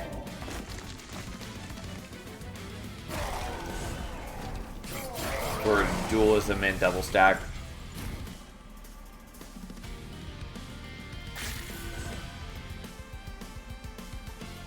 I actually kind of want to have killed one of the ladies of the house so that I could maybe not win on this floor so I can let the subsuming blade stack up more, but we're not going to, that's fine.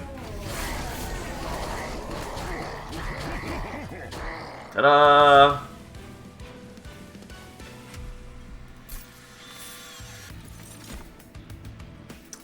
I mean, engulfed in smoke is kind of nice. I do also like Remnant Host. I'm just not confident that it's actually worth us taking here. It's a cool unit, but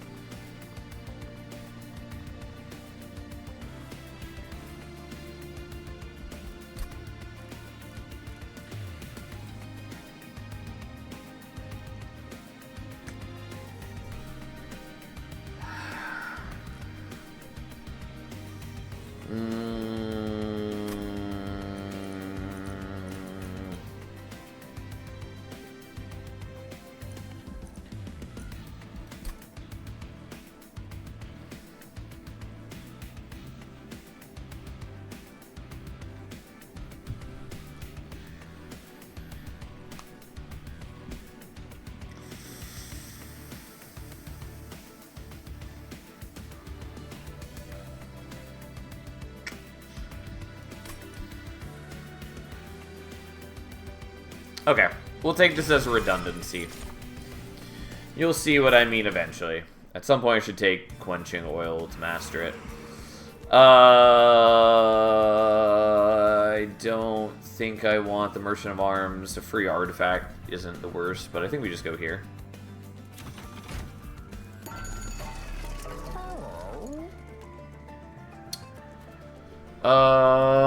Carriage Jack is a maybe.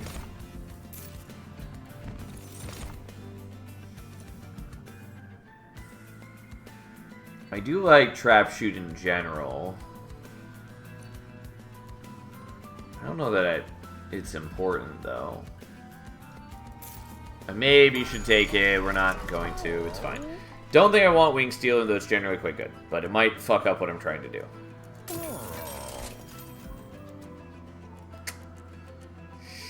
Sure. Pyre Piping might be warranted right here, but I think it's mostly just going to piss me off later, so we're not going to worry about it.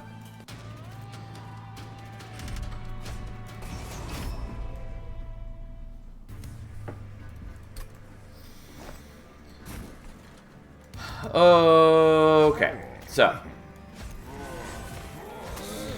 we now need one of you there, or we need to play out like the Jack in the Box, since we need to absorb the corruption.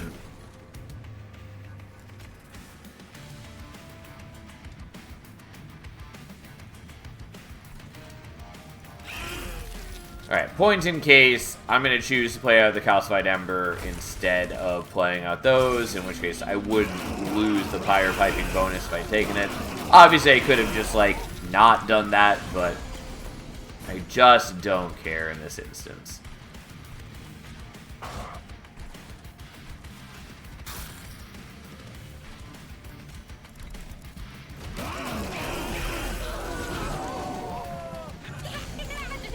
Okay, so there's that. Here she is.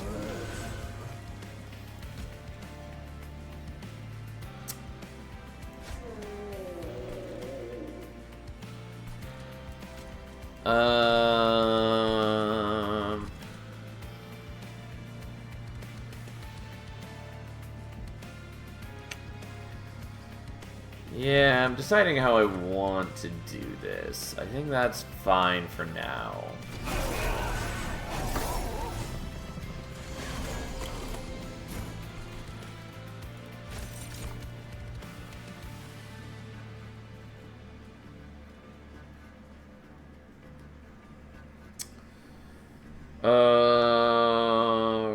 Right.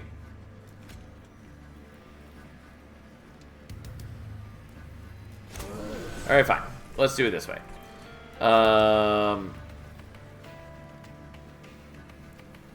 Why is that showing that it lowers your attack? Oh, because it's probably calculating that your burnout is going away. Yeah, it's weird that it displays like that. Okay, let's do this the correct way.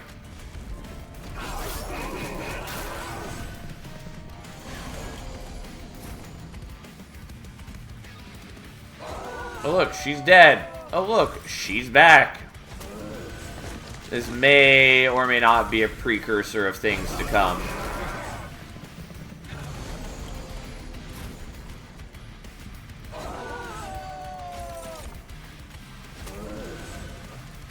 Oh, whoops. Not that I super care about the second subsuming blade at the moment, but we may as well make it better at its job. Which is to say, I can do that before I reform, and I can get both of them back.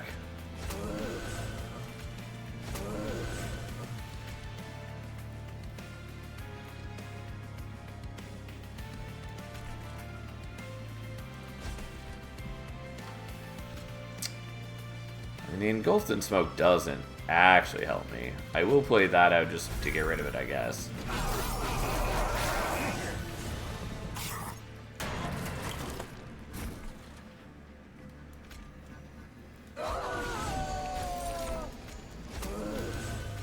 Okay, I do give myself a little bit of sap.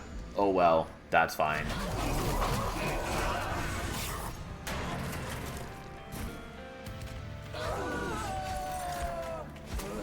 If only I had memorial funds.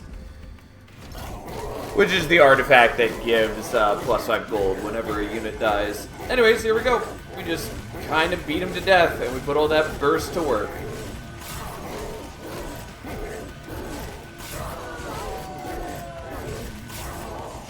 Ta-da! Look at us go. Skipping those. Skipping those. We are going here for sure.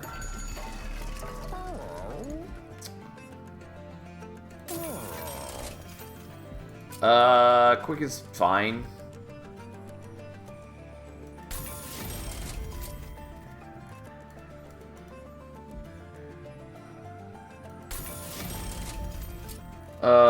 I don't know that I totally need to do this, but I will make that upgrade anyways, just for safety's sake. And then we're gonna get rid of the box. Even though getting back like Conductor Stewards repeatedly is also pretty cute, but it is not important.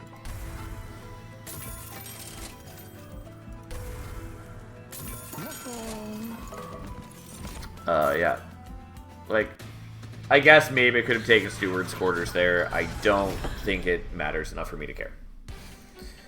One way or another, we're looking to be in pretty good shape.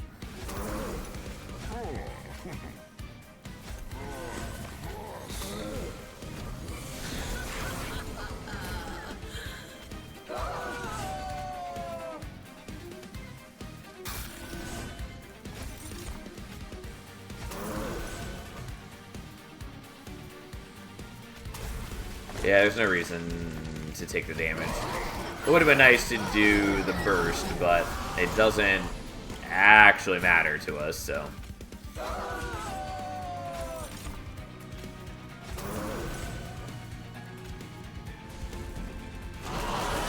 Yeah, it turns out giving burst to the whole team is, it's pretty good.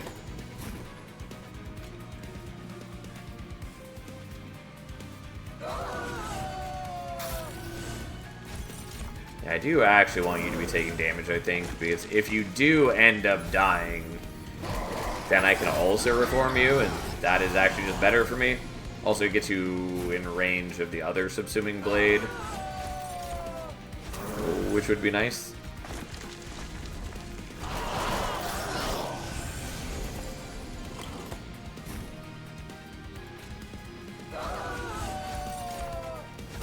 I have to listen to that sound every single turn.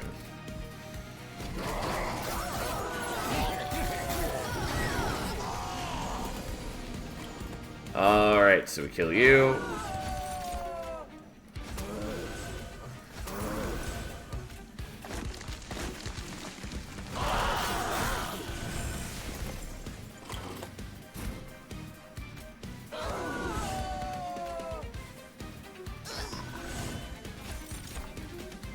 And she's back. Okay.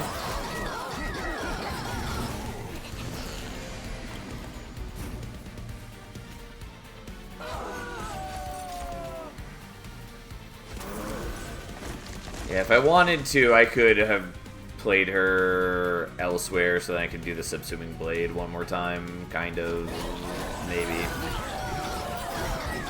Not gonna worry about it, though that would be vaguely cute, but not important. Alright, don't want any of those.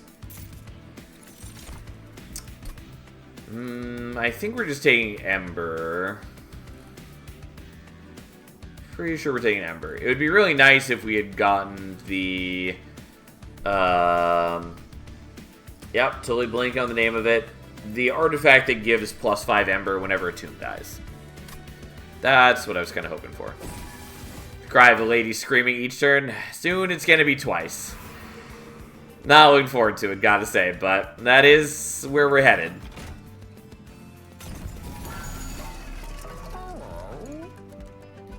I would really appreciate things that are not these. Okay. It's good enough.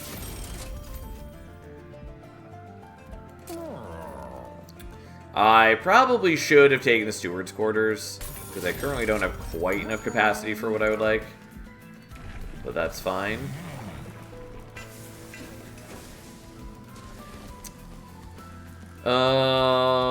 Right.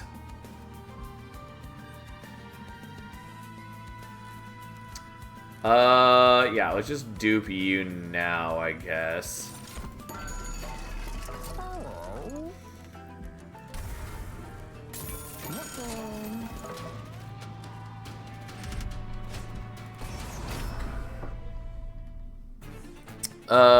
Okay, well, we need Rector to not be on that floor because otherwise he'll get muted, and we really don't want him to get muted. Well, silenced, but you get the point.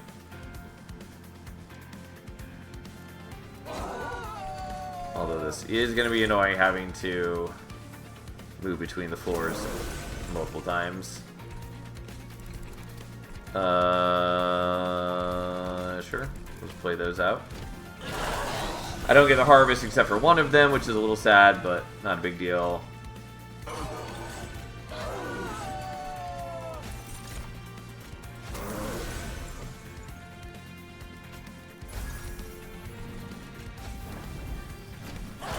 And again, I could be using the Molten Encasement every turn, but we're not going to. Oh, we're not quite killing you guys. Yeah, I should have played you behind. Also, the artifact you were thinking is Encased Ember? Yes, that is what I was thinking of. I knew it had Ember in the name, couldn't think of what it was called. There we go. And it was fine as soon as I played this in the right order, because now you kill, like, the chump blocker first, and then everything's okay. Like, not the end of the world if I didn't kill them, but still. Alright, we get to do both of them. And then we even burst the shit out of them.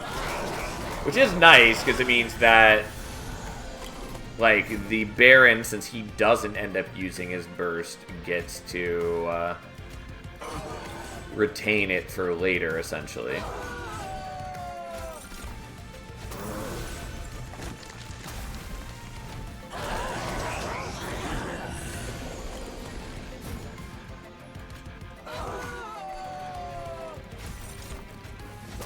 What a sound.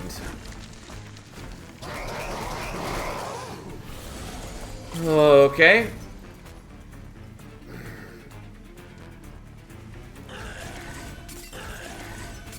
Alright, good enough.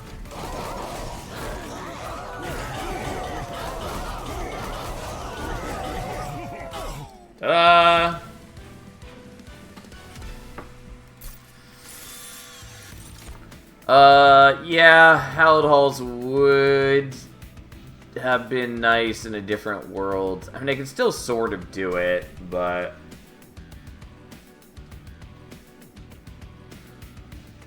it's not even, like, bad. I'm just not gonna fuck around with it, though. But, like, I could use it to good effect, kind of. Be a little awkward. I may want to take Quenching Oil just to master it. Whatever, fine. Not happy about it, but here we are. It's not even necessarily a bad card, it just doesn't fit into how I want to use my cards, for the most part. That is vaguely helpful. So, we'll also take Resin Block.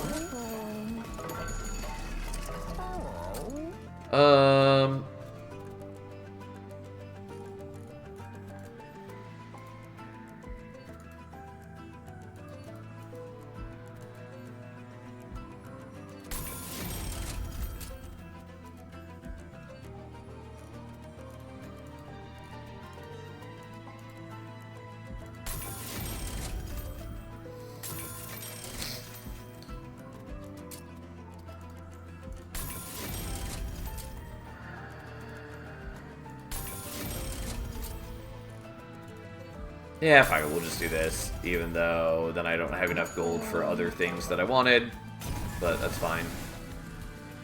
I think we're just duping the Subsuming Blade for reasons. Yeah, there's a lot of, like, other good choices I can make here, but that's the one we're gonna do. What are your current unmastered Railforged cards you're left with? Currently it is Quenching Oil, which we just picked up, Anvil Breaker, and what's its face? The Spike Driver Factory. Alright.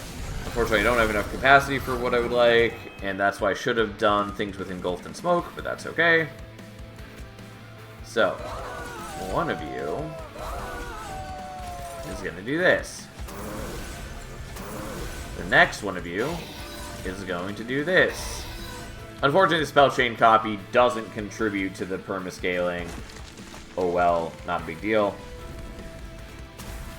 Realistically, I should have held on to that, but that's fine. I'm ultimately not too concerned about the situation. Unfortunately, my Molten Encasement doesn't matter, but I have set up enough defense with just my chump blockers that I'm not too worried about it, especially since they have Quick, so they get their damage in no matter what.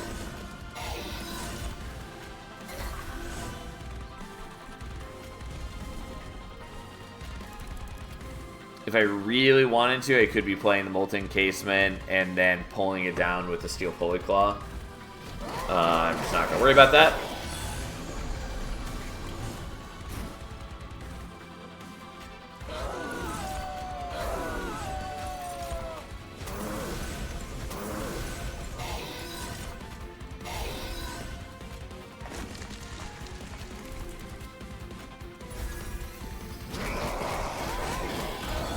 Okay.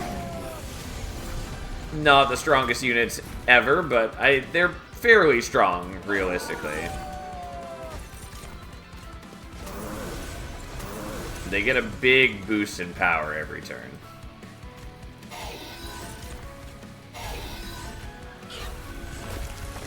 Poor other Subsuming Blade at a mere 47 damage.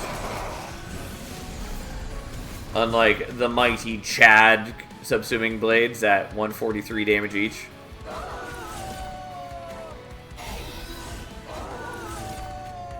Honestly, it felt bad saying that.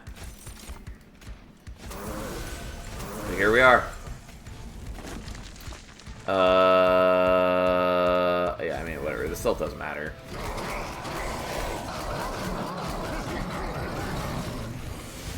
I hope you'll not complain about Dominion this run. Yeah, I mean, we don't really need to complain about Dominion this run, now do we?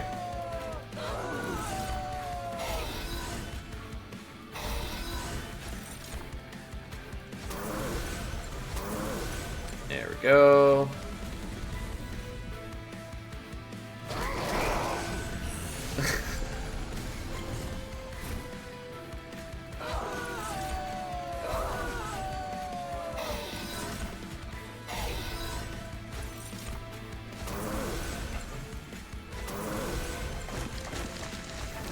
Alright, look at us go. For some reason I thought that was relentless, and it was not. Now look at us actually go.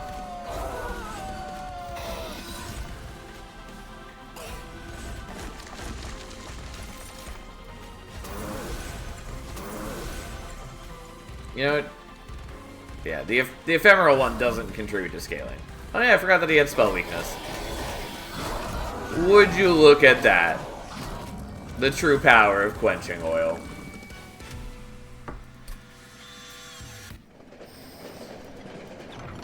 Alright, time to wait for the Titans to die. As one does. Anyways, this has been a pretty cute deck. I like what we came up with.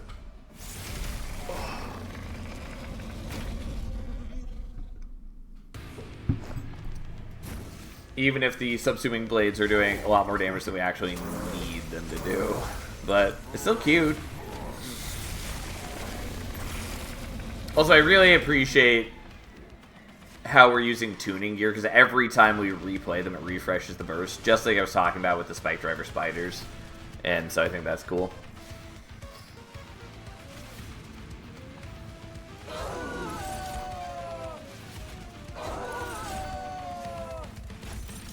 we do it that way so that we are getting the perma-scaling on each one. I'm just going to do that now for the extra attack.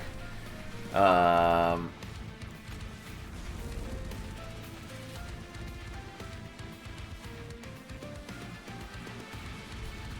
mean, who cares? Whatever.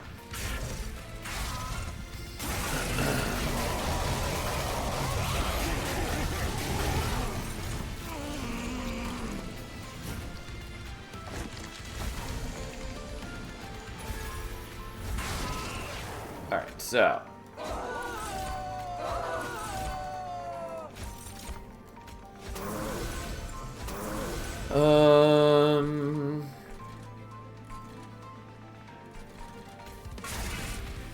I guess we'll do that. I think Entropy is probably the one that's going to take us the longest to kill, unless I focus some efforts there, so I probably should be a little mindful of that.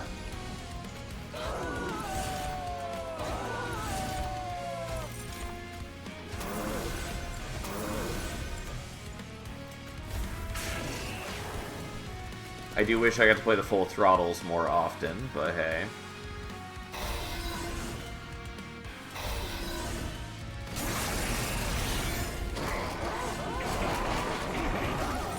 Which, if we weren't getting Curse of Entropy added to the deck, we would be playing more often. It would be nice, but that's fine.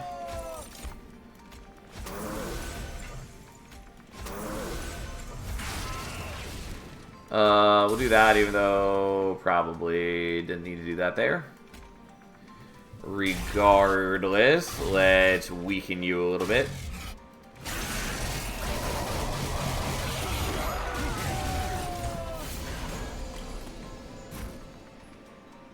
But at the current rate, we are probably not...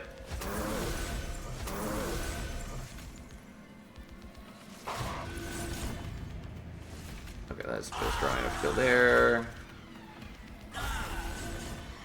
Unfortunately, we do waste some of our attacks into the weaklings, but that's okay. There's no way for me to avoid it because they have quick and the others don't. But anyways, that's fine. We're still doing a lot of damage to Entropy. Dominion should die soon. Savagery is very close to dead.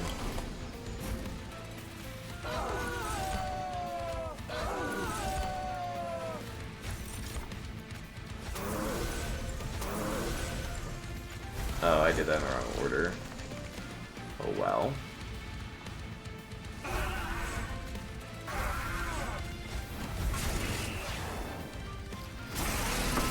Okay, Dominion is essentially dead. Entropy is basically there, you're basically there, yada yada yada, we should be fine. Oops, that was the wrong one. Well, it also doesn't matter. Although it does feel a little bad to have a Subsuming Blade not get a kill.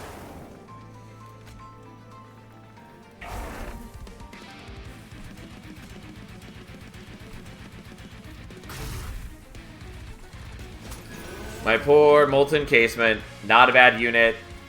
Could have done some cool stuff, just actually irrelevant to our needs.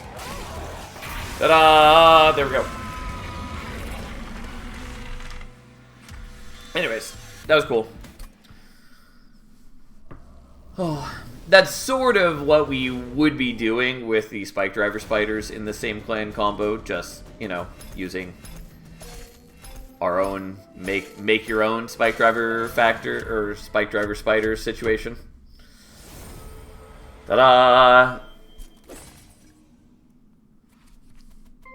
And another crown complete. And so close to mastering these cards. Oh, man. We'll get there eventually. Yeah, we're almost there. The like, one major blockade to mastering the cards is just getting the Spike Driver Factory. Quenching Oil MVP. I mean, it's okay. It's not, like, a terrible card. It just feels out of place in Railforged. Like, they don't have any, like, special synergy with the melee weakness. They don't have any special synergy with the spell weakness. They don't even have many spells that deal a lot of damage. Obviously, you can pair it with your ally clan, but it still just feels like this kind of weird add-a-place card.